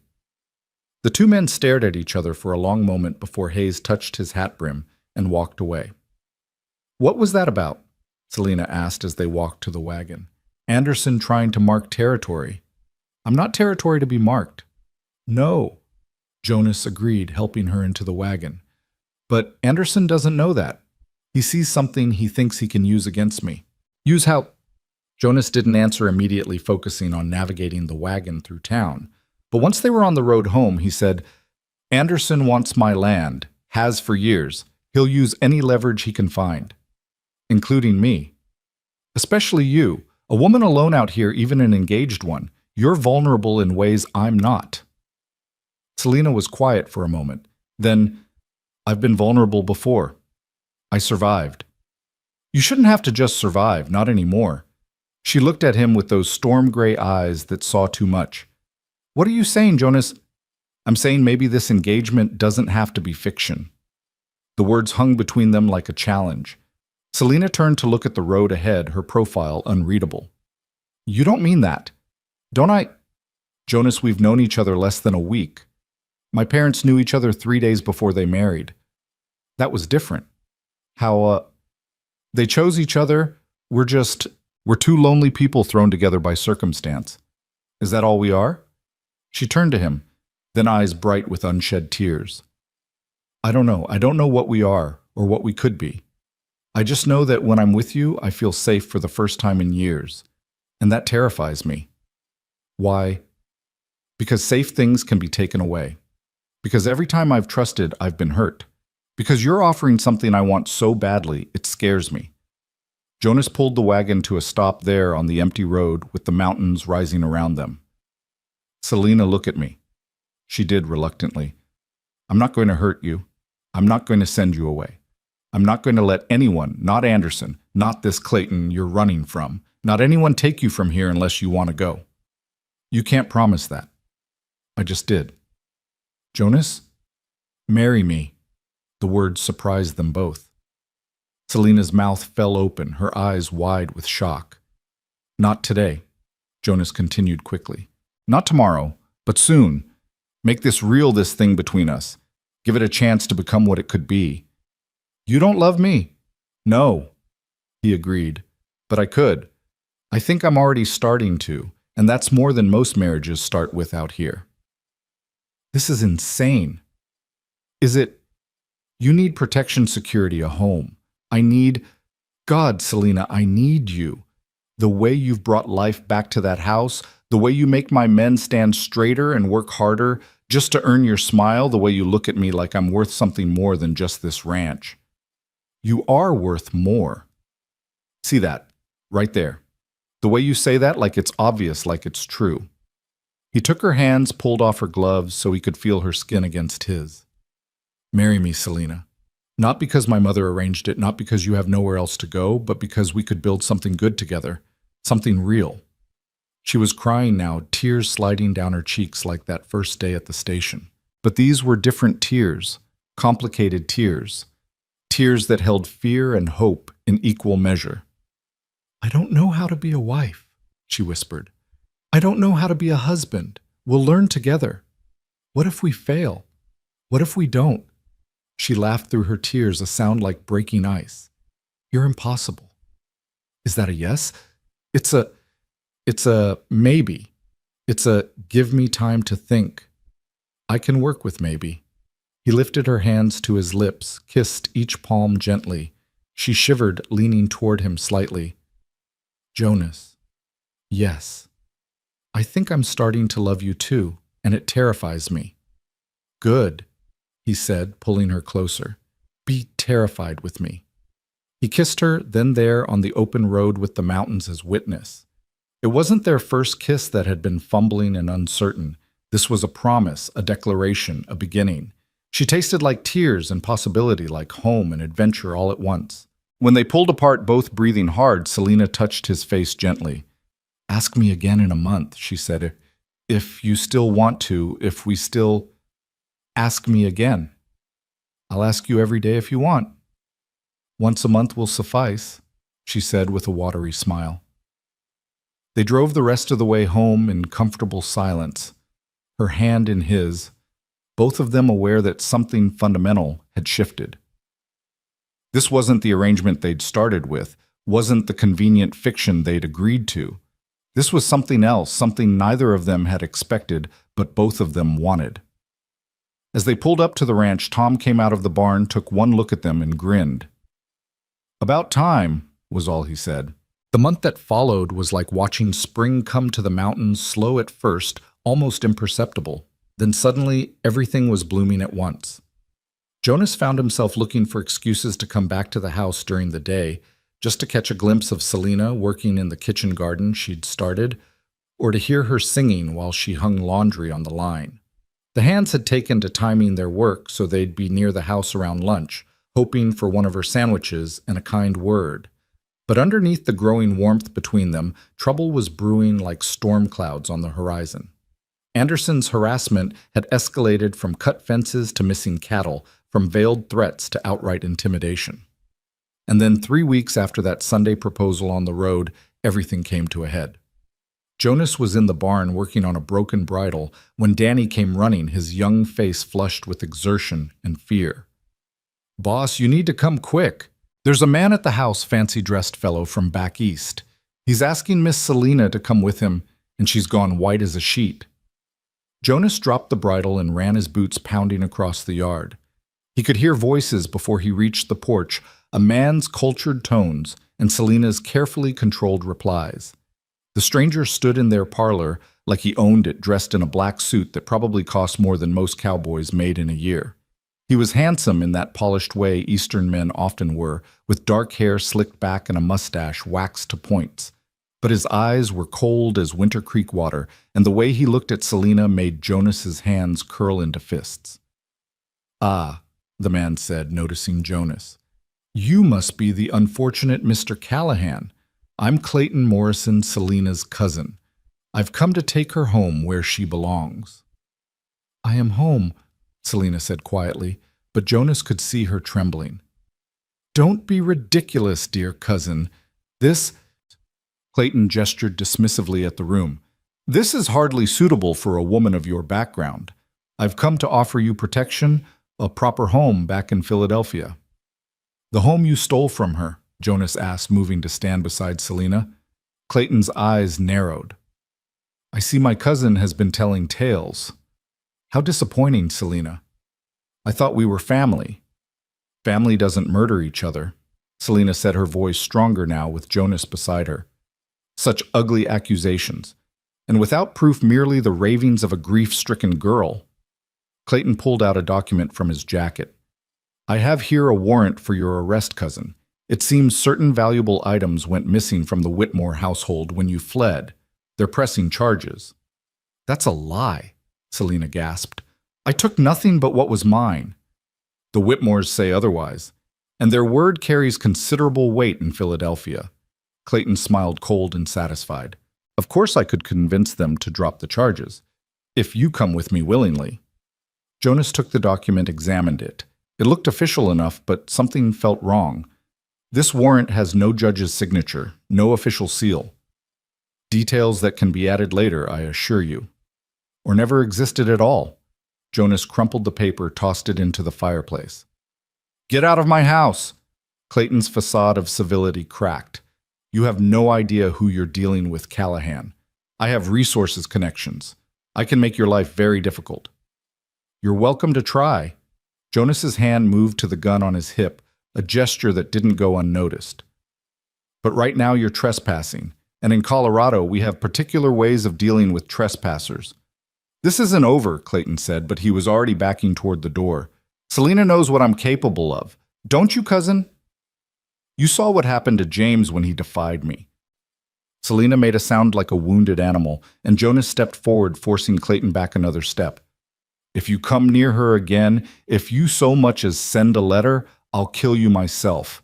And out here, Morrison, your Eastern connections mean nothing. Out here, justice is simpler and a lot more final. Clayton left, but his presence lingered like smoke from a snuffed candle. Selena sank into a chair, her face pale, her hands shaking. He found me, she whispered. I don't know how, but he found me. Jonas knelt beside her chair, took her cold hands in his. He can't touch you here. You don't know him, Jonas. He's like a snake patient calculating. He waited 2 years after James died to make his move, 2 years of playing the grieving cousin while he gathered power influence. She stopped, stood abruptly. I need to show you something. She led him upstairs to her room, pulled a small sewing box from beneath the bed. Inside, hidden beneath spools of thread and packets of needles, was an oilcloth bundle. These are the documents I mentioned, she said, unwrapping them carefully. My grandfather's real will leaving everything to James and me. Letters in Clayton's hand discussing his plans to forge a new one. A witness statement from my grandfather's lawyer who disappeared shortly after.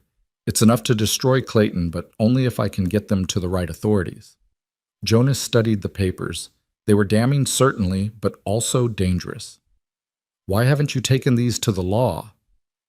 Clayton owns the law in Philadelphia, at least the parts that matter. I tried once, went to a judge I thought was honest. Clayton found out. The next day that judge's house burned down with his family inside. It was ruled an accident, but I knew better. My God, Selena. Now you understand why I ran. Why I answered your mother's advertisement. I thought if I disappeared far enough, became someone else's wife, he'd let me go. But Clayton never lets go of anything he considers his. Jonas stood pacing to the window. Outside, life on the ranch continued, Tom directing the hands' horses grazing in the pasture, the normal rhythm of a day. But inside this room, the walls felt like they were closing in. We need Sheriff Bradley, he said finally. The sheriff can't protect me from Clayton. You heard him, he has resources. Then we make our own resources. Jonas turned to her decision, crystallizing in his mind. We're getting married, tomorrow. Jonas, no, I won't have you tied to my troubles. I'm already tied to them. The moment you stepped off that train, your troubles became mine. But as your husband, I have legal standing, Clayton doesn't. As your husband, I can protect you in ways I can't now. This isn't how it's supposed to happen. Not out of fear, not because... He crossed to her in 2 strides, pulled her into his arms. I'm not asking out of fear. I'm asking because I love you. Because this last month has shown me what life could be with you in it. Because every morning I wake up listening for your voice, and every night I fall asleep wishing you were beside me. Jonas, I told you I'd ask again in a month. It's only been 3 weeks, but I'm asking now. Marry me, Selena, not because of Clayton, not because of Anderson, but because I can't imagine my life without you in it anymore. She looked up at him, tears streaming down her face. You impossible, wonderful man. Yes, yes, I'll marry you. He kissed her then, deep and desperate, pouring all his fear and love and determination into it. When they broke apart, both breathing hard, he rested his forehead against hers. Tomorrow, he said, we'll ride to town at dawn, wake up Reverend Mills if we have to. The ladies will be scandalized. No proper engagement period, no church wedding. Let them be scandalized. I want you as my wife before Clayton has time to regroup. A knock at the door interrupted them. Tom's voice carried up the stairs, urgent and worried. Boss, we got company. Anderson and about 10 of his men riding in armed. Jonas cursed, as if this day wasn't complicated enough. He looked at Selena. Stay here. Lock the door behind me. Jonas, be careful. Always am. But as he walked downstairs checking his revolver, he knew careful might not be enough. Not with Clayton's threats hanging over them and Anderson choosing this moment to make his move. Anderson sat his horse in the front yard like he was posing for a portrait his men spread out behind him in a show of force. The Triple C hands had responded, forming their own line rifles visible but not yet raised. The air crackled with tension thick enough to cut. Anderson, Jonas said, stepping onto the porch. This is private property. I'm here on business, Callahan. Anderson's smile was predatory. I've just had an interesting conversation with a Mr. Morrison from Philadelphia. He tells me you're harboring a fugitive. Jonas's jaw tightened. Of course, Clayton would have found an ally in Anderson, two snakes recognizing each other. Miss Carter is my fiancée and a guest in my home. She's no fugitive. Morrison has papers that say otherwise. As a concerned citizen, I felt it was my duty to investigate. Anderson's eyes glittered with malice. Of course, this could all go away if you were willing to be reasonable about those water rights we discussed. So that's your game. Use Clayton's lies to blackmail me into giving you my water. Blackmail is such an ugly word. I prefer negotiation. Tom stepped up beside Jonas, rifle in hand. I prefer you get the hell off our land. Anderson's men shifted hands, moving to weapons. The Triple C boys responded in kind. The moment balanced on a knife's edge, ready to explode into violence. Then Selena's voice rang out clear and strong. Mr. Anderson, I believe you've been misled. She stood in the doorway, having ignored Jonas's order to stay upstairs. But she wasn't the frightened woman who'd faced Clayton earlier. She stood tall, regal, even every inch the lady, despite her simple dress. Miss Carter. Anderson tipped his hat mockingly, or should I say, Miss Morrison. My name is Selena Carter, and very soon it will be Selena Callahan. She descended the porch steps with deliberate grace. Mr. Morrison is indeed my cousin, but he's also a murderer and a thief. I have documents proving his crimes, which I'll be happy to share with Sheriff Bradley. Documents can be forged. Indeed they can, which is why I also have this. She pulled out a telegram from her pocket. From Judge Theodore Brennan of the Federal Circuit Court in Denver. He's very interested in reviewing my case, especially the parts involving interstate fraud and murder. Jonas stared at her. When had she sent a telegram? How had she managed this without him knowing? Anderson's confidence wavered. You're bluffing.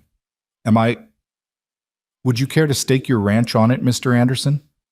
Because that's what you're doing by involving yourself in Clayton's schemes. Federal judges take a dim view of conspiracy to obstruct justice. She's right, Anderson. Sheriff Bradley's voice made everyone turn. The sheriff rode in with 2 deputies, all of them armed. Had an interesting telegram myself this morning from Denver. Seems there's going to be an investigation into Mr. Morrison's activities. Anyone helping him might find themselves caught up in it. Anderson's face darkened. This isn't over, Callahan. Yes, Jonas said quietly. It is. You've pushed and threatened and schemed, but it ends now. Get off my land and stay off. Next time you or your men set foot on Triple C property, we won't wait for the sheriff. For a moment, violence still threatened. Then Anderson wheeled his horse around his men following. They rode out in a cloud of dust and wounded pride. Sheriff Bradley dismounted, touched his hat to Selina. "Ma'am, I'll need to take your statement about Morrison. And those documents you mentioned?" "Of course, Sheriff. But perhaps it could wait until tomorrow. Mr. Callahan and I have a wedding to prepare for." Bradley's weathered face cracked into a smile. "About time, Jonas. Your mother would be pleased." After the sheriff left with promises to return the next day, Jonas found Selina in the kitchen calmly making dinner as if she hadn't just faced down two dangerous men in one afternoon. "When did you contact the federal judge?" he asked. "The day after Clayton arrived. I sent Danny to town with the telegram while you were out with the herd." She glanced at him. "I'm sorry I didn't tell you, but I needed to know I could still fight my own battles." "You're incredible." "I'm practical. I knew Clayton would find allies here, men like Anderson who operate outside the law. So I found my own ally, one with more power than Clayton expected." Jonas crossed to her, pulled her into his arms. "Remind me never to get on your bad side. Just don't murder my brother or steal my inheritance, and we should be fine." The words were light, but he could feel her trembling. "It's going to be all right," he murmured into her hair. "Is it Clayton won't give up easily? And Anderson will think twice before crossing us again. You saw his face when you mentioned federal investigation. He's a bully and a thief, but he's not stupid." She pulled back to look at him. "Are you sure you want to marry me? My troubles seem to be multiplying rather than diminishing." "Your troubles are my troubles. That's what marriage means." He cupped her face gently. "Besides, you saved my ranch today. Anderson was ready to escalate to violence until you intervened. You protected what's mine as fiercely as I'll protect what's mine." "What's yours?" She raised an eyebrow.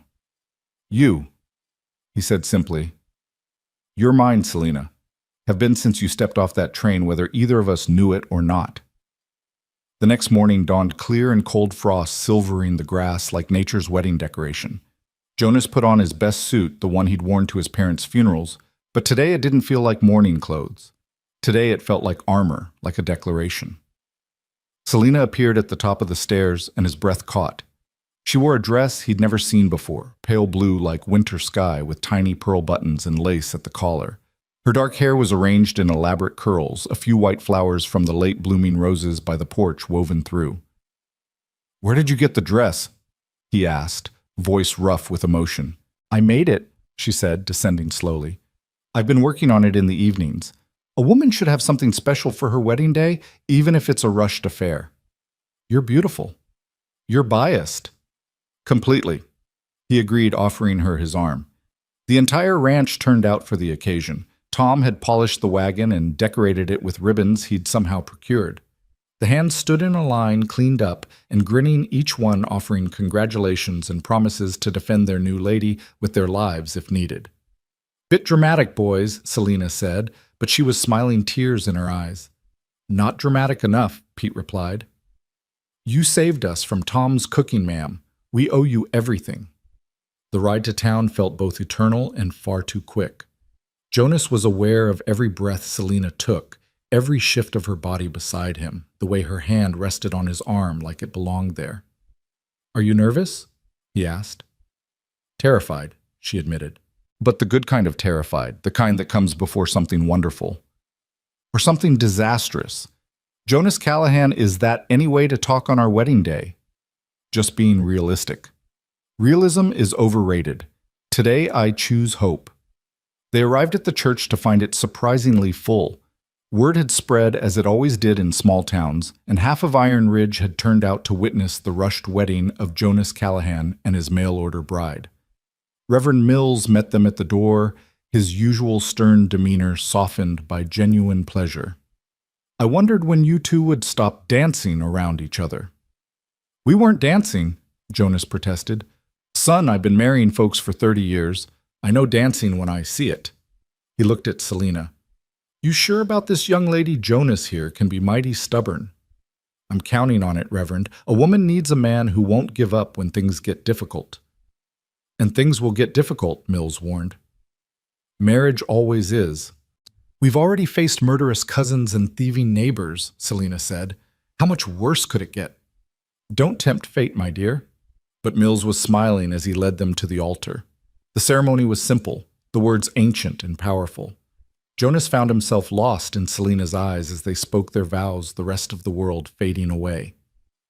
When Mills pronounced them husband and wife, when Jonas kissed his bride, the church erupted in applause. But the celebration was short-lived. As they exited the church, Clayton stood across the street watching. He touched his hat mockingly, then climbed into a hired carriage and drove away. The threat was clear, this wasn't over. "Let him watch," Jonas said, pulling Selena closer. "Let him see that you're protected now that you're not alone." The reception was held at the ranch, a hasty affair put together by the hands with surprising skill. Tom had slaughtered a steer.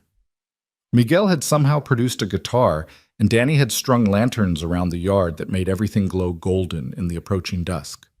Sheriff Bradley attended, bringing news that made everyone breathe easier. Morrison left on the afternoon train, bought a ticket to Denver, probably heading back east after that. "The federal judge wants to see those documents, Mrs. Callahan. This could be bigger than just your inheritance. There's talk of other victims, other schemes." "I'll bring them tomorrow," Selena promised. "No rush. Enjoy your wedding night." Bradley winked, making Selena blush and Jonas scowl. As the evening progressed, Jonas watched his wife move through their guests with natural grace. She danced with each of the hands, making them feel important, valued. She charmed the town ladies who'd been prepared to disapprove. She even managed a civil conversation with Mrs. Patterson, who'd been the most vocal critic of their arrangement. "She's something special," Tom said, appearing at Jonas's elbow with 2 glasses of whiskey. "Yes, she is. Your mother would have loved her." "She did love her. Chose her, didn't she? Somehow knew Selena was what I needed before I knew it myself. Mary Callahan was always too smart for the rest of us." Tom raised his glass. "To your mother, who knew best even from beyond." "To Ma," Jonas agreed, clinking glasses. Later, much later. After the guests had gone and the hands had stumbled back to the bunkhouse, Jonas and Selena stood alone in their kitchen now, not just his. "So, Mrs. Callahan," he said, pulling her close, "any regrets?" "Only one." His heart stuttered. "What? I wish we'd done this sooner." She stood on her tiptoes, kissed him softly. "I love you, Jonas. I think I have since that first day when you didn't send me away, even though you wanted to. I didn't want to. That's what scared me. The moment I saw you saw that tear, I knew my life was about to change. I just didn't know how much. Are you disappointed you could have had a simpler wife, one without murderous cousins and complicated pasts? I don't want simple. I want you." He swept her up into his arms, making her laugh. "Now, Mrs. Callahan, I believe there are certain traditions to observe." "Jonas," she protested, but she was smiling as he carried her up the stairs. Their wedding night was tender and passionate by turns, 2 people learning each other in the most intimate way. Jonas discovered that Selena had a scar on her shoulder from where she'd fought off young Whitmore, that she sighed his name like a prayer when he touched her just right, that she was brave in this as in everything else. Afterward, they lay entwined, watching moonlight paint patterns on the walls. Selena traced lazy circles on Jonas's chest, humming something soft and contented. "What happens now?" she asked quietly. "Now we build a life together.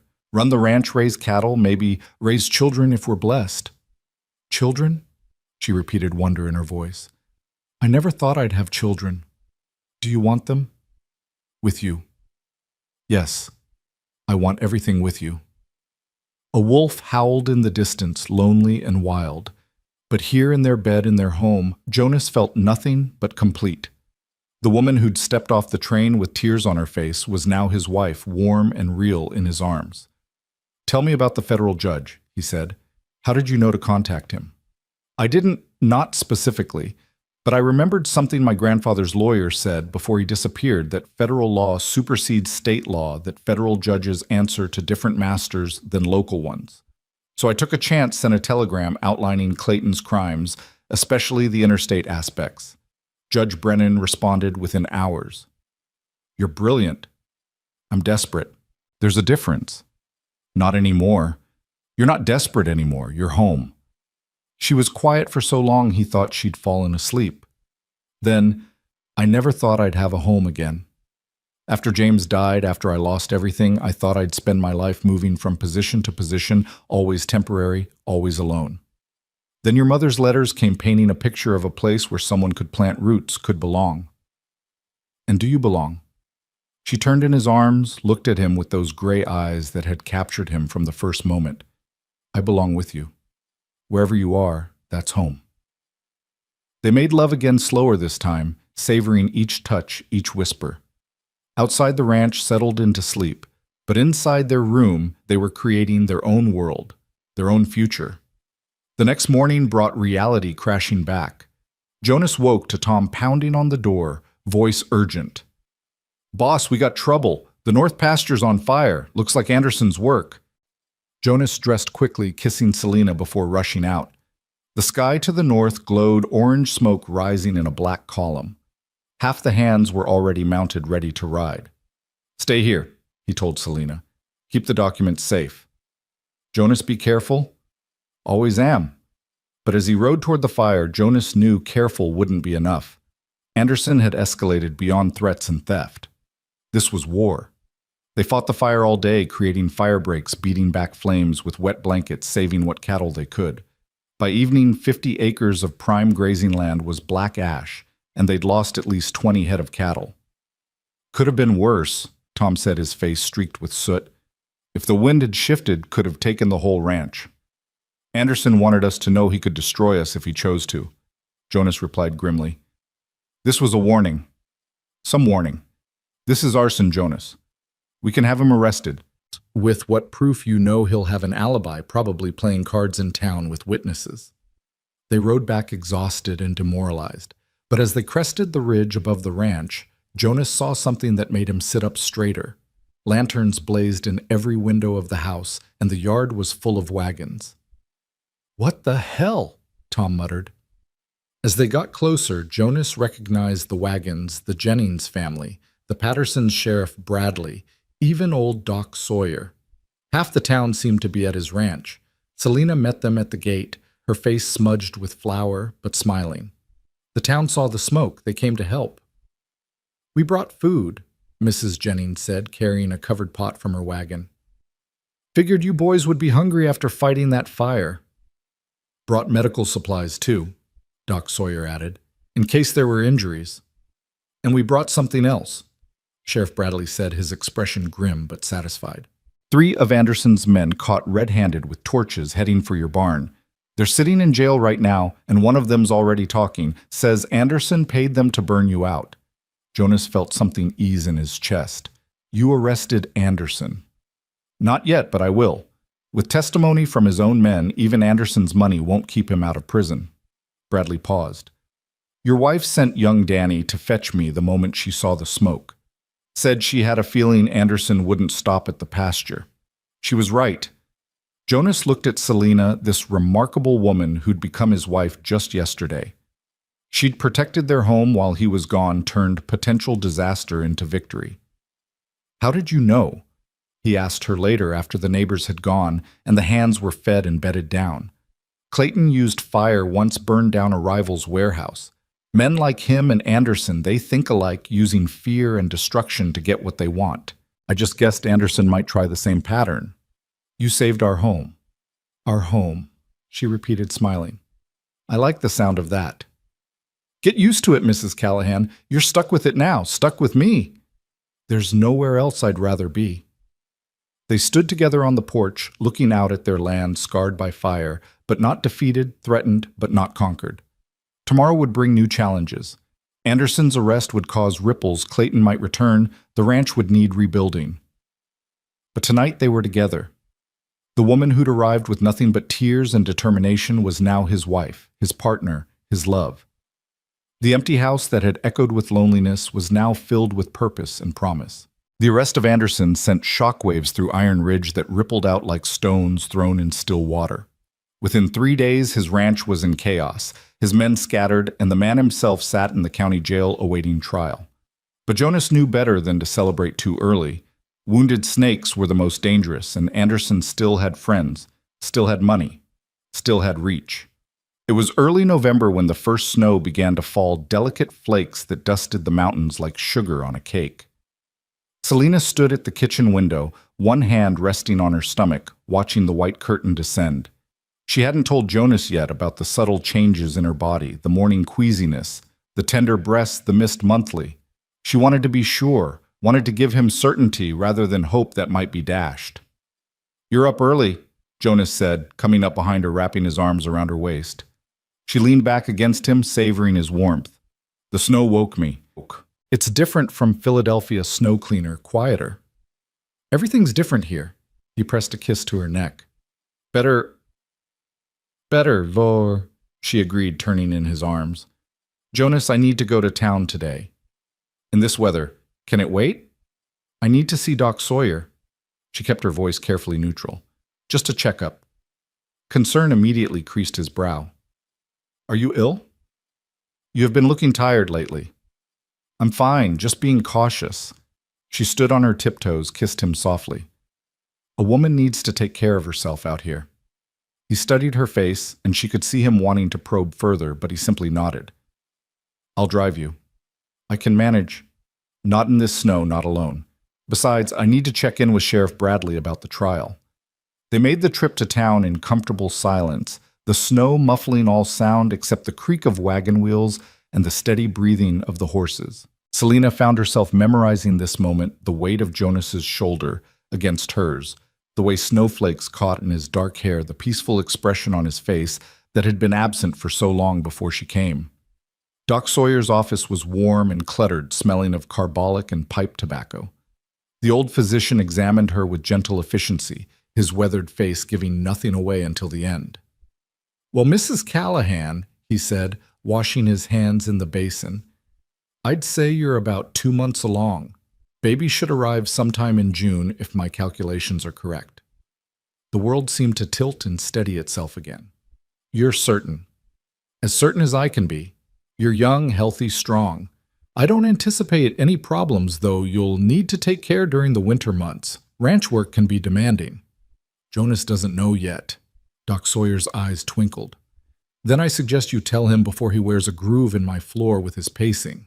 He's been out there for 20 minutes, probably imagining all sorts of dire diagnoses."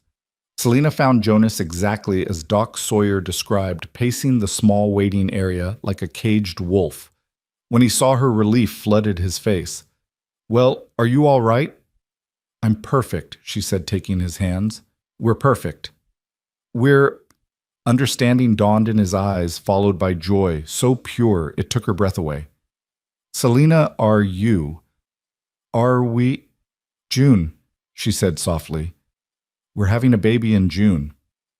He swept her up, spinning her around in the small space, laughing like she'd never heard him laugh before. When he set her down, there were tears in his eyes. "A baby," he breathed wonder in his voice. "Our baby. Our baby," she confirmed, touching his face. "Are you happy?" Happy doesn't begin to cover it. He kissed her deeply right there in Doc Sawyer's waiting room, not caring who might see. "We need to tell everyone. Tom will want to start building a cradle immediately. The hands will probably try to baby-proof the entire ranch." "Jonas," she laughed, "slow down. We have months to prepare."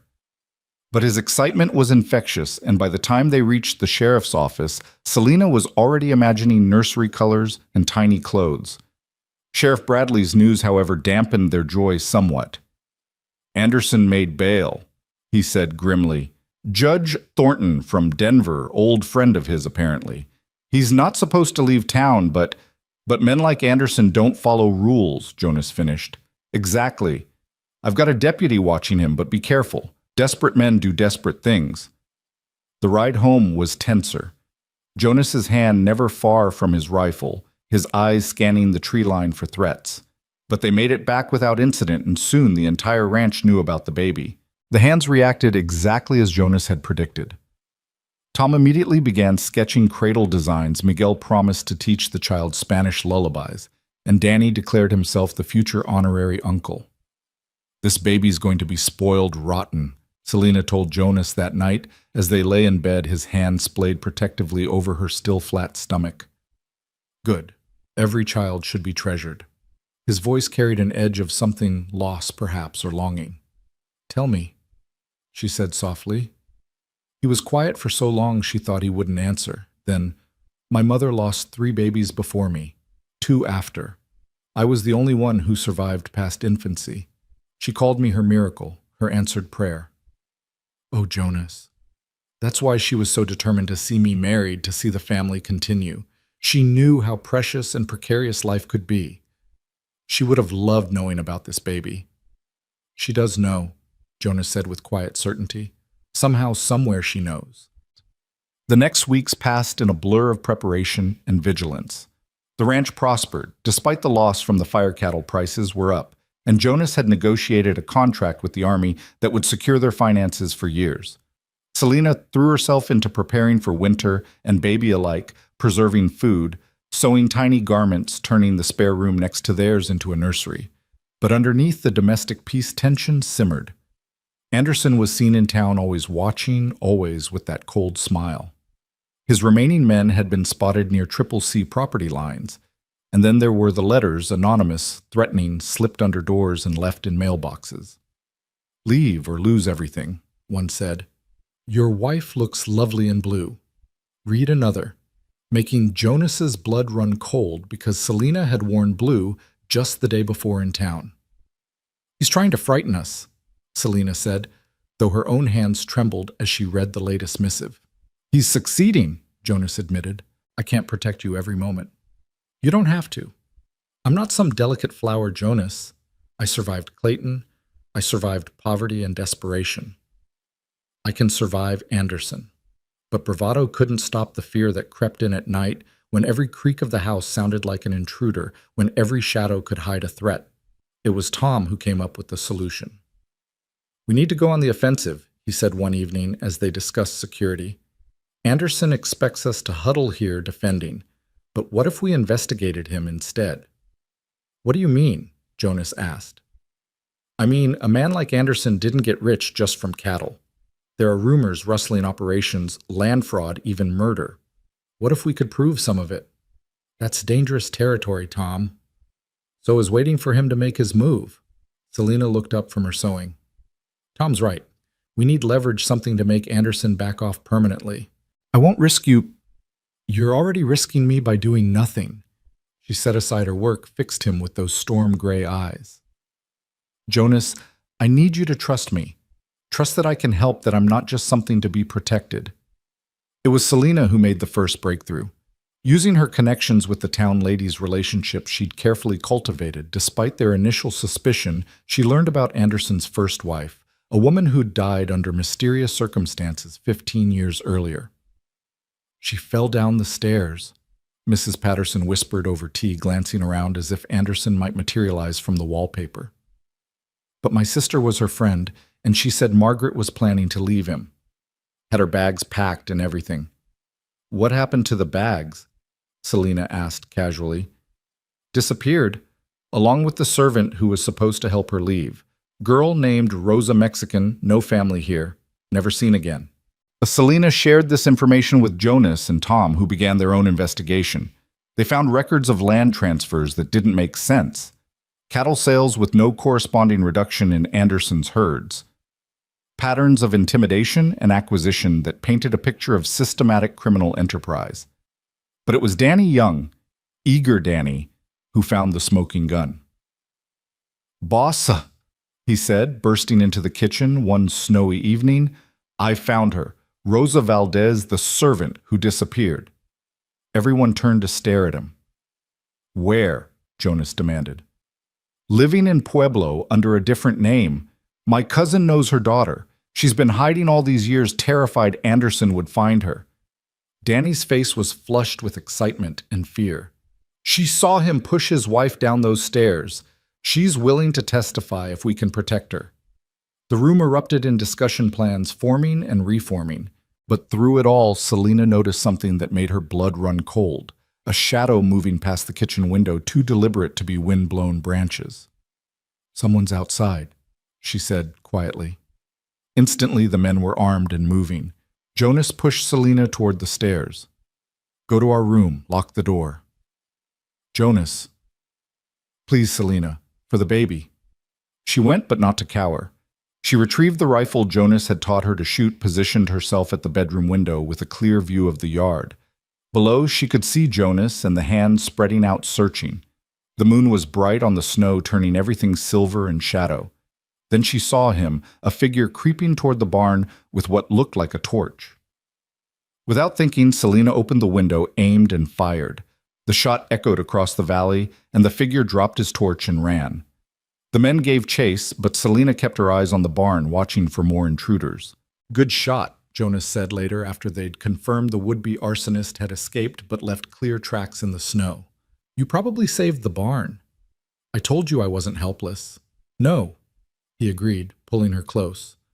"You're definitely not helpless. You're magnificent." The next morning brought unexpected visitors. A federal marshal named Wade arrived with 2 deputies sent by Judge Brennan in response to Sheriff Bradley's reports about Anderson. "Seems Mr. Anderson has been a person of interest in several federal cases," Marshal Wade explained, accepting coffee from Selena with a grateful nod. "Interstate cattle rustling, mail fraud, and now possibly murder. We're here to investigate thoroughly." "We have a witness," Jonas said, and explained about Rosa Valdez. Wade's eyes sharpened. "We'll need to bring her in, protect her. She can testify to murder." "Anderson will never see it coming," Tom finished with satisfaction. But Anderson had his own sources, his own plans. That night, as they prepared for bed, Selena felt the first cramping pain. She gasped, doubling over, and Jonas was instantly at her side. "What is it? What's wrong?" "The baby," she whispered, terror in her voice. "Something's wrong with the baby." Jonas carried her to bed, sent Danny riding hard for Doc Sawyer despite the worsening snow. The next hours were the longest of his life, watching Selena writhe in pain, seeing the fear in her eyes, unable to do anything but hold her hand and pray to a god he'd nearly forgotten. Doc Sawyer arrived near midnight, took one look at Selena, and went to work with grim efficiency. "She's bleeding," he told Jonas quietly. "Not heavily yet, but this is serious. Can you save them the baby?" "I'm going to try. But Jonas, you need to prepare yourself. Sometimes there's nothing we can do." Jonas felt his world tilting, threatening to shatter. He'd just found happiness, just started to believe in a future beyond mere survival. He couldn't lose them now. "Fight," he whispered to Selena, gripping her hand. "Fight for us, for our baby, please." Through the night, they battled Doc Sawyer, working with steady hands, while Jonas provided whatever comfort he could. Selena was magnificent, even in her pain, following Doc's instructions, breathing through the agony, never giving up. As dawn broke, painting, the snow-covered mountains rose, and gold the crisis passed. Selena's breathing eased, the bleeding stopped, and Doc Sawyer finally allowed himself a slight smile. "The baby's still there," he said, exhaustion clear in his voice. "Still fighting. But she needs complete bed rest for at least 2 weeks, maybe more. No stress, no exertion." "She'll have it," Jonas promised. "I mean it, Jonas. Another episode like this could kill them both." After Doc left, Jonas sat beside the bed watching Selena sleep. She looked so pale, so fragile. Nothing like the woman who'd stood up to Anderson, who'd shot at intruders, who'd changed his life with her strength. "I'm not giving up," she murmured, eyes still closed. "I know." "The baby's strong, like its father." "Like its mother," Jonas corrected. She opened her eyes, then looked at him with such love it nearly broke him. "We're going to be fine, Jonas, all 3 of us. I can feel it." But even as she spoke, they could hear horses approaching, many horses riding hard. Jonas moved to the window, cursed at what he saw. Anderson and 20 men, all armed, surrounding the house. "What does he want?" Selena asked, trying to sit up. "You stay down," Jonas ordered, checking his rifle. "No matter what happens, you stay in this bed." He went downstairs to find his men already positioned, weapons ready. Marshal Wade and his deputies had taken strategic positions. Badges visible, federal authority clear. "Anderson," Jonas called from the porch. "You're violating the terms of your bail." "I'm here to make you an offer, Callahan," Anderson replied, sitting his horse like a king on a throne. "One last chance to be reasonable." "I'm listening." "Sell me the CCC. I'll pay fair market value, even throw in extra for your trouble. You and your wife can start fresh somewhere else, somewhere safer. This is our home." "It's your grave if you're not careful." Anderson's voice carried clear threat. Accidents happen on ranches. Fires start. Women in delicate conditions take falls. Babies are born early and weak. The threat to Selena and the baby made Jonas see red. He raised his rifle, aimed it directly at Anderson's heart. "Get off my land, now." "You're making a mistake, Callahan. I own this valley, the judge, the bank, half the town council. You think one federal marshal changes that?" "I think you're about to find out," Marshal Wade said, stepping into view. "Robert Anderson, you're under arrest for murder conspiracy in violation of federal interstate commerce laws." Anderson's face went white. "You can't prove anything." "Rosa Valdez says otherwise. She's in protective custody, ready to testify about how you pushed your wife down those stairs, how you threatened to kill her if she talked." For a moment, violence trembled in the air. Anderson's men shifted hands on weapons, waiting for their boss's order. Jonas held his breath, finger on the trigger, ready to defend his home, his wife, his child. Then Anderson laughed, cold and bitter. "You think you've won? You have no idea what you've started. I have friends, Callahan, powerful friends who won't let this stand." "Your friends are welcome to visit you in federal prison," Wade replied calmly. "Now you can come quietly, or we can do this the hard way. Your choice." Anderson looked around at his men, at the federal badges, at the rifles pointed his way. His shoulders slumped in defeat. "Stand down, boys. No point dying for a lost cause." As the marshals took Anderson into custody, Jonas heard a sound from upstairs, Selena calling his name, voice tight with pain. He ran, taking the stairs 3 at a time, burst into their room to find her clutching her stomach, tears streaming down her face. "It's happening again," she gasped. "The pain." Doc Sawyer was sent for again, but this time Jonas also sent for Mrs. Jennings, who delivered half the babies in the valley. Together they worked through another long day, fighting for the life of the child who represented everything Jonas and Selena had built together. "Sometimes," Mrs. Jennings said quietly as she wiped Selena's fevered brow, "babies come when there's too much stress, too much fear. The mother's body thinks it's protecting the child by releasing it early." "Anderson," Jonas said bitterly, "his threats are over now," Mrs. Jennings said firmly. "That man will never threaten anyone again. Now Selena needs to know she's safe, truly safe. That's the best medicine we can give her." Jonas knelt beside the bed, took Selena's hand. "He's gone, love. Anderson's been arrested. He'll never hurt us again. You can rest now, truly rest. You and our baby are safe." Selena's eyes focused on his face, searching for truth. "Promise?" "I swear it. On my mother's grave, on our love, on everything I hold sacred. You're safe." Something eased in her face, tension flowing out like water. Her breathing steadied, the pain seemed to lessen. By evening, Doc Sawyer was cautiously optimistic. "She needs rest, weeks of it. But I think the worst has passed. The baby's still fighting, still holding on." "Takes after its parents," Tom said from the doorway where he and the hands had gathered, worry clear on all their faces. "How's Our Lady?" Pete asked anxiously. "She's going to be fine," Jonas said, and for the first time truly believed it. The next weeks were quiet ones. Anderson was transferred to federal custody in Denver, his empire crumbling as former associates rushed to make deals with prosecutors. Several of his men were arrested for various crimes. The Rocking A Ranch was put up for sale to pay legal fees and restitution. Selena spent those weeks in bed reading Sewing Tiny Garments and holding court as the ranch wives visited in shifts, bringing food and gossip and comfort. The house had never been so full of laughter, of women's voices, of the gentle business of community. "I never had this before," Selena told Jonas one evening as he sat beside her reading aloud from a book of poetry she loved. "Female friends, women who care whether I live or die." "You've given them something too," Jonas pointed out. "You've shown them what courage looks like, what it means to stand firm against bullies and threats." Christmas came with pristine snow, and the kind of cold that made the windows frost in beautiful patterns. Jonas had the hands bring a tree into the house, the first since his mother died. Selena directed the decoration from her bed, laughing as Danny and Miguel argued about the placement of ornaments. On Christmas morning, Jonas gave her a gold locket with their initials engraved inside. She gave him something even more precious, Doc Sawyer's assurance that the baby was thriving, that the danger had passed, that come June they would indeed welcome their child.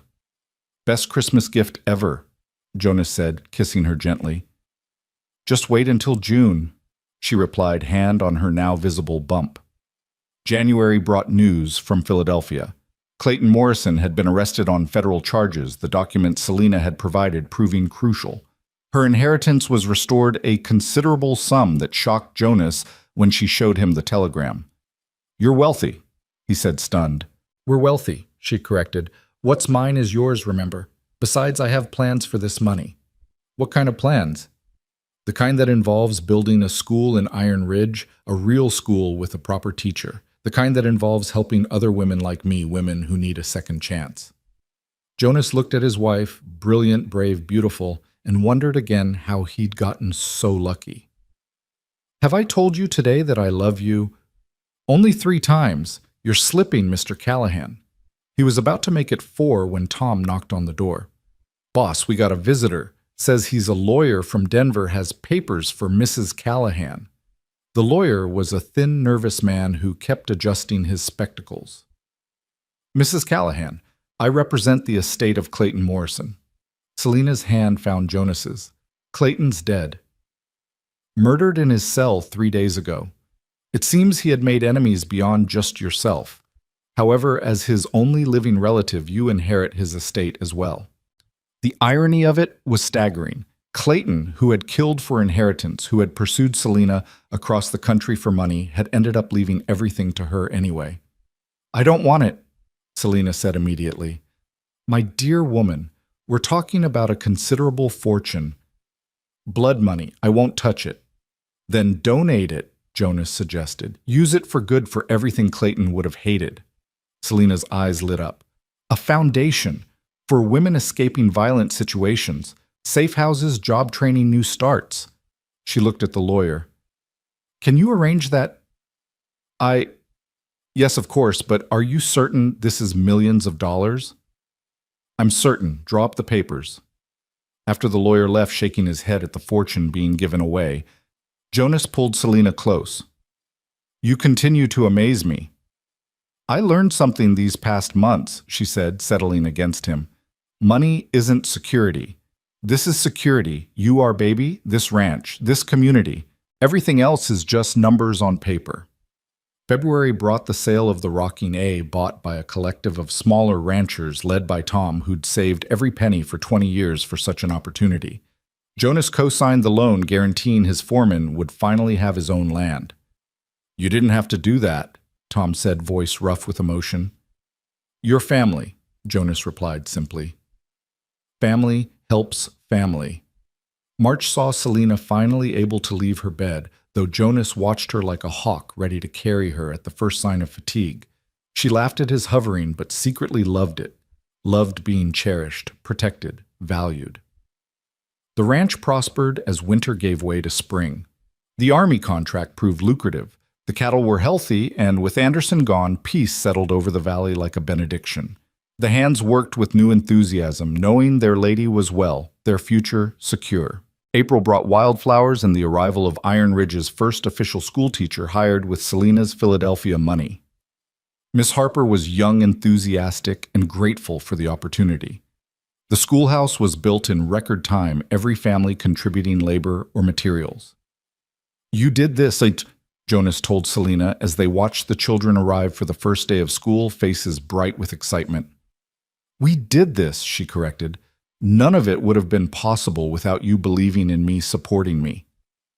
May was spent in final preparation for the baby. The nursery was painted soft yellow, the color of hope. A beautiful cradle sat ready, carved by Tom with such care it was a work of art. The ranch wives had quilted blankets, sewn gowns, knitted booties until the baby would want for nothing. It was on a perfect June morning with birds singing and the air sweet with the scent of roses that Selena's labor began.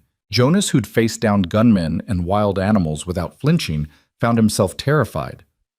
Breathe, Selena told him, amused despite her pain. You look ready to faint. I'm fine, he lied. Then promptly sat down when his knees wobbled. Doc Sawyer and Mrs. Jennings took charge, banishing Jonas to the hallway, where he paced with Tom in the hands, all of them nervous as expectant fathers themselves.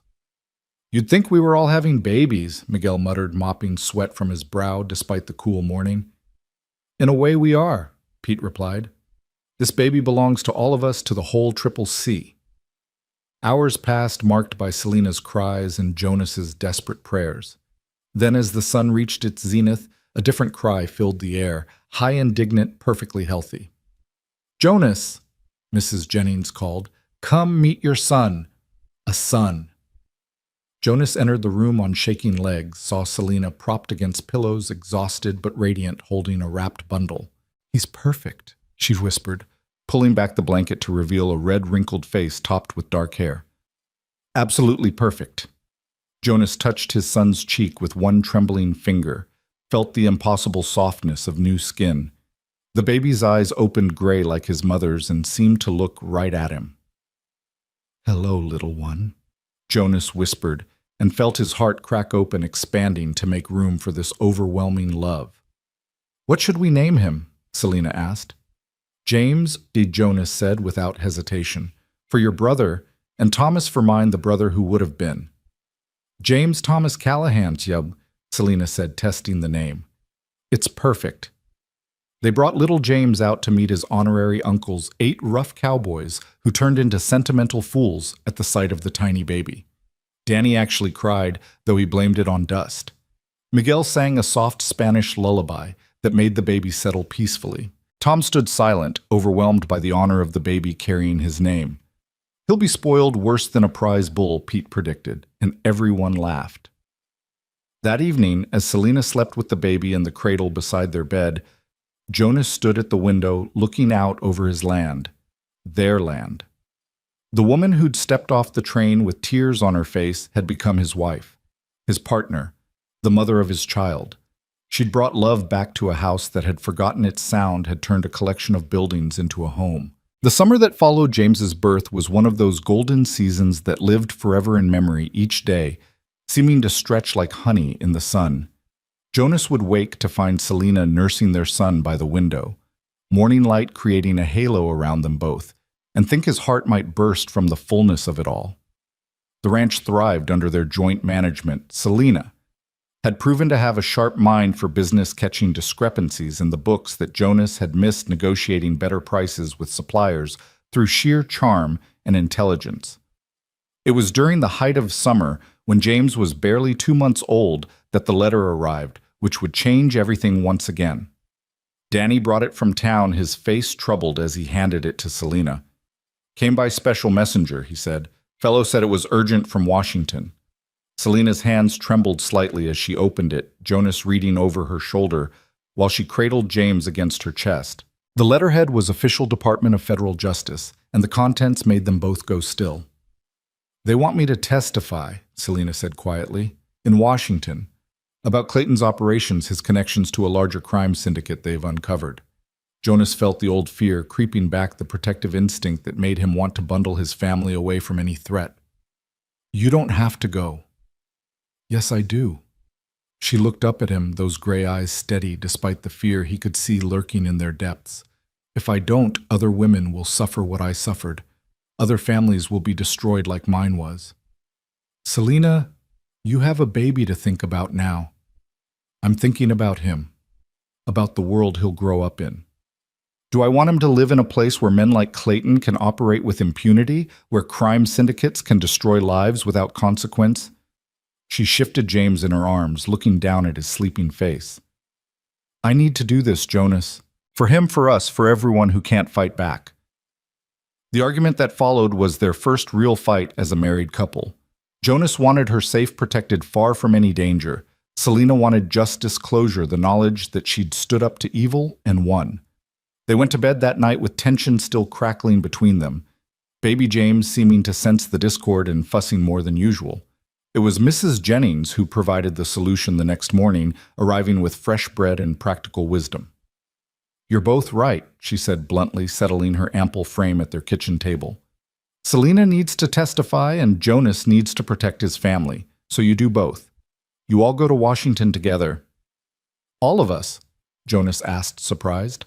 Why not take Tom to run things here, take the baby so Selena doesn't have to be separated from him? Make it an opportunity instead of a trial. She looked between them shrewdly. When was the last time either of you left this valley? Might do you good to see there's a world beyond these mountains. The idea took root slowly, but within a week plans were in motion. Tom would indeed manage the ranch with Pete as his second. Miguel's wife, who'd recently arrived from Mexico, would help with James during the journey. They would take the train stay in a good hotel, make it as safe and comfortable as possible. It's still dangerous, Jonas warned as they packed. Life is dangerous, Selena replied, folding tiny baby clothes with precise care. But hiding from it isn't living. The journey east was a revelation for Jonas, who'd never been farther than Denver. The landscape changed from mountains to plains to forests, each mile taking them further from everything familiar. James proved to be an excellent traveler, sleeping through most of the train's motion wide-eyed and curious when awake. He's going to be an adventurer, Selena predicted, watching their son stare fascinated at the world rushing past the window. Like his mother, Jonas said, meaning it as a compliment. Washington was overwhelming, a city of broad avenues and important buildings, men in dark suits hurrying past with serious faces, women in fashions that made Selena's simple dresses seem quaint. They stayed at the Willard Hotel, a luxury Jonas insisted on despite the cost. If we're doing this, we're doing it right, he said, watching Selena's eyes widen at their suite's elegance. The trial was set for 3 days, hence giving them time to meet with the prosecutors, review testimony, prepare for what was coming. The lead prosecutor, a man named Harrison with sharp eyes and a sharper mind, was impressed with Selena's recall and composure. "You're our key witness," he told her. "Your testimony, combined with the documents you preserved, will put away not just Clayton's associates, but an entire network of corruption stretching from Philadelphia to San Francisco." "No pressure," Selena said dryly, making Harrison laugh. The night before the trial, Jonas couldn't sleep. He stood at the window of their hotel room watching gaslight flicker on the streets below when Selena joined him, James sleeping in her arms. "You're worried," she said. "Terrified," he corrected. "What if they come after you? What if revealing all this puts a target on your back? Then we face it together, like we've faced everything else." She leaned against him, warm and solid and real. "Jonas, I spent years running, hiding, making myself small to avoid notice. I won't do that anymore. I won't teach our son that evil should go unchallenged because fighting it might be dangerous." The courthouse the next morning was packed, journalists and curious citizens filling every available seat. Selena took the stand wearing her best dress, the blue one from their wedding, her chin high, her voice clear. She told the story from the beginning: her grandfather's death, James's murder, Clayton's persecution, her flight west. She presented the documents, explained their significance, identified associates from photographs. The defense attorney tried to paint her as a bitter woman seeking revenge, a fallen woman of questionable morals who'd married a stranger for money. Selena weathered each attack with dignity, her answers precise and devastating. "Yes, I married Jonas Callahan shortly after arriving in Colorado," she said calmly. "I married him because he showed me kindness when the world had shown me cruelty. I married him because he saw me as a person worthy of respect, not a possession to be claimed or discarded. If that makes me fallen in your eyes, sir, then I'll gladly fall 1,000 times more."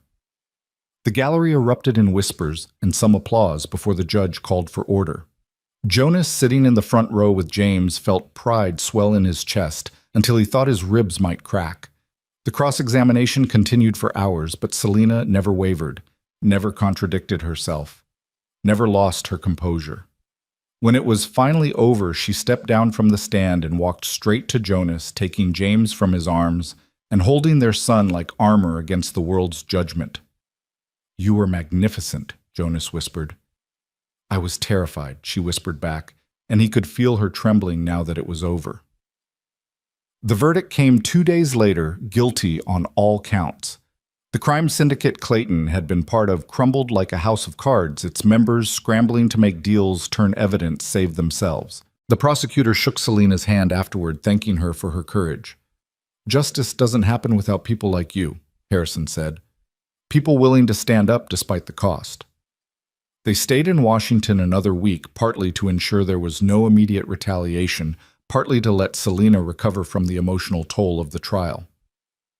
Jonas took her to see the monuments, the Capitol building, the Smithsonian. They had their photograph taken on the National Mall, James in Selena's arms, Jonas standing protective and proud beside them. "We should send this to the ranch," Selena said, studying the photograph. "So the boys know we're thinking of them." The journey home was different from the journey out. They were the same people, but changed, somehow expanded by experience. Selena had faced her past and triumphed. Jonas had seen a wider world and found it didn't diminish his love for their valley. James had taken his first steps toward becoming the well-traveled, confident child he would become. Tom met them at the station with troubling news. "We've had visitors while you were gone. Federal men asking questions about the ranch, about our contracts." "What kind of questions?" Jonas asked, immediately on alert. "About whether we're hiding anything, whether our success is legitimate. Someone's been spreading rumors saying we must be corrupt to have prospered so quickly after Anderson's fall." Jonas cursed. Even from prison, even defeated, their enemies could still strike at them. But Selena merely smiled a sharp expression that Jonas had learned meant someone was about to regret crossing her. "Let them investigate," she said. "Our books are clean, our contracts legitimate. In fact, invite them to stay to examine everything. Complete transparency." "Selena, that could take weeks." "Then it takes weeks. Jonas, we have nothing to hide. Let them look until they're satisfied. Kill the rumors with openness." It was a brilliant strategy. The federal investigators expecting resistance were instead welcomed with open arms. Selena herself walked them through the books, explained every transaction, introduced them to every business partner. She served them her famous pie and regaled them with stories of ranch life until they were charmed despite themselves. "Ma'am," the lead investigator said after a week of scrutiny, "I've rarely seen books this clean or business practices this ethical. Whoever started these rumors was badly mistaken." "Or deliberately lying," Selena suggested gently. "That too. We'll be filing a report that should put any questions to rest permanently." After they left, Jonas found Selena in the nursery rocking James and humming softly. "You knew they'd find nothing." "Of course, but more importantly now everyone knows they'd find nothing. We're above suspicion now, untouchable in a way we weren't before." She looked up at him. "Clayton taught me that reputation is everything. Ours is now sterling." Fall arrived with its burst of color, the aspens turning gold like coins scattered across the mountains. The ranch prepared for winter, laying in supplies, reinforcing buildings, gathering the herds closer. It was during this busy season that unexpected visitors arrived, a wagon train of 3 families, Eastern Europeans by their dress and accent looking lost and desperate. "Please," the apparent leader said in broken English. "We look for work, for place to stay. We have children." Jonas's first instinct was to send them on their way. The ranch didn't need more workers, and winter was coming. But Selena stepped forward, James on her hip, and began speaking in what sounded like German. The man's face lit up with relief, and a rapid conversation ensued. "They're refugees, but," Selena explained to Jonas, "fleeing persecution in their homeland. They're farmers, hard workers. They've spent everything to get here and have nowhere to go." "Selena, we can't take in every stray. We can take in these." Her gray eyes were fierce. "Jonas, they have children. It's almost winter. If we send them away—" She didn't have to finish. Jonas looked at the families, tired, frightened, but with that same desperate dignity he'd seen in Selena when she'd stepped off the train. "The old Watson place is still empty. Roof needs work, but it's shelter." Selena translated, and the relief on the families' faces was painful to see. Within a day, the entire ranch had mobilized to help. The hands repaired the roof, the women shared food and blankets, and the children, language barriers forgotten, played together in the yard. "You're too soft-hearted," Jonas told Selena that night, but his tone was affectionate. "I'm exactly soft-hearted enough," she replied. "Those families will work hard, contribute to the community. In a year, they'll be established. In 10 years, their children will be Americans. Isn't that what this country is supposed to be about?" She was right as usual. The families proved to be excellent workers, innovative farmers who introduced new techniques that improved crop yields. Their children attended the school Selena had helped establish quick learners who enriched the classroom with their different perspectives. Winter came early and hard that year, snow falling in thick curtains that isolated the ranch for days at a time. But inside the house, warmth prevailed. James was crawling now, exploring everything with determined curiosity. The evenings were filled with stories and songs, Jonas reading aloud, while Selena sewed the baby playing at their feet. It was during one such evening, the snow falling steadily outside, that Tom arrived with urgent news. Letter from the federal prosecutor. They found something in Clayton's papers. Selena tensed. What kind of something? Information about your father, ma'am. Seems he didn't die in the war like you were told. The room went very still. Selena's face had gone pale, her hands frozen on her sewing. What? Tom handed over the letter, which Jonas read aloud. According to documents found in Clayton's safe, Selena's father had survived the war but been imprisoned by Clayton's father on false charges, dying in captivity years later. Clayton had known all along, had kept the information as potential leverage. My father was alive, Selena whispered. All those years I mourned him. He was alive. Selena. Jonas reached for her, but she stood abruptly, pacing to the window. He died, thinking I'd forgotten him, thinking his daughter had abandoned him. Tears streamed down her face. How many more secrets? How many more lies? It wasn't your fault, Jonas said firmly. You were a child. You couldn't have known. But Clayton knew. His father knew.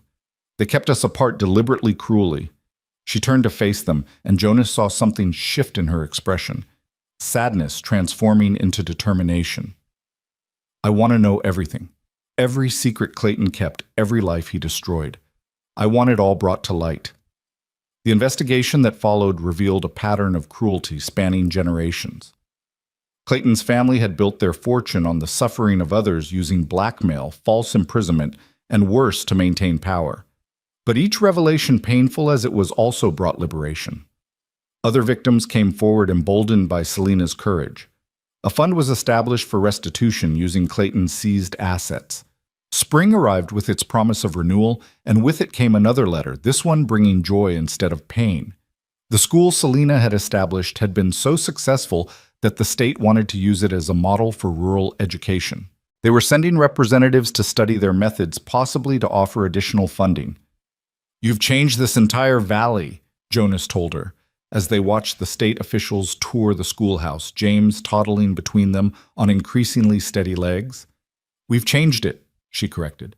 None of this would have been possible without you believing in me from the beginning. I didn't believe in you at the beginning, Jonas admitted. I was going to send you away, remember, said, but you didn't. You saw my tears and chose kindness over convenience.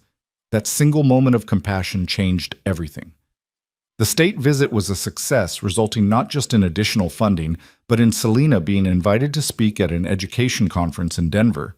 She was nervous about leaving James, now walking and getting into everything, but Jonas insisted she go. You have important things to say. The world needs to hear them. She spoke to a room of educators and legislators about the importance of rural education, about giving chances to immigrant children and those whom society had written off. Her speech was printed in newspapers across the state, inspiring similar programs in other communities. But success brought its own challenges.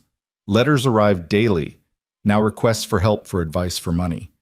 Selena tried to respond to them all, working late into the nights, until Jonas found her asleep at her desk, pen still in hand. You can't save everyone, he told her gently. No, but I can try to save some. She looked at him with those gray eyes that still captivated him. Every letter is someone's last hope, Jonas. I know what that feels like. Together, they established a system, hiring a secretary to help manage correspondence, creating a formal foundation to distribute funds fairly. The woman who'd arrived with nothing but a carpet bag now managed resources that could change lives. It was during the summer of James's second year that the biggest test came. A disease swept through the cattle herds of neighboring ranches, threatening to destroy years of work.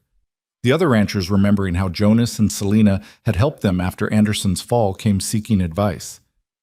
We need to work together, Selena said at the emergency meeting held in their barn.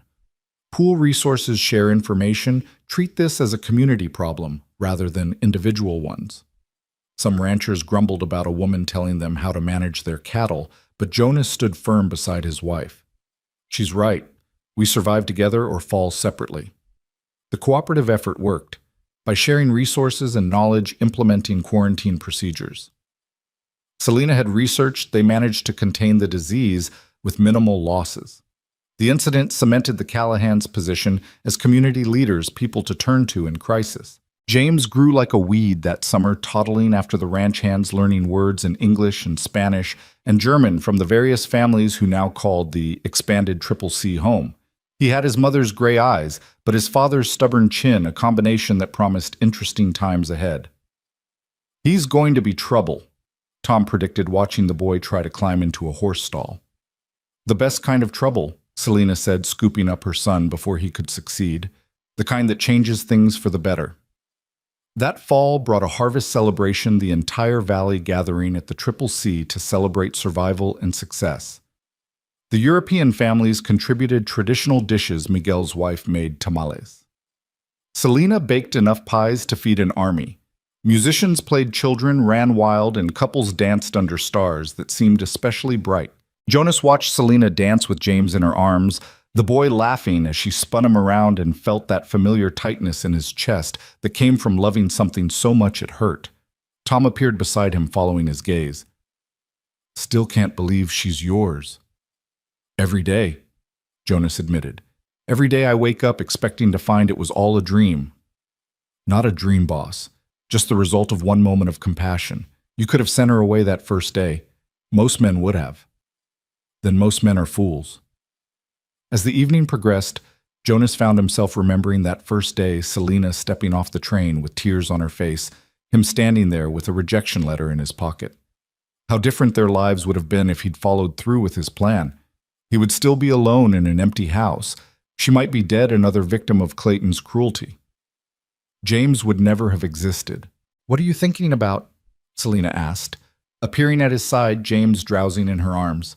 That day at the station, how close I came to making the biggest mistake of my life. But you didn't.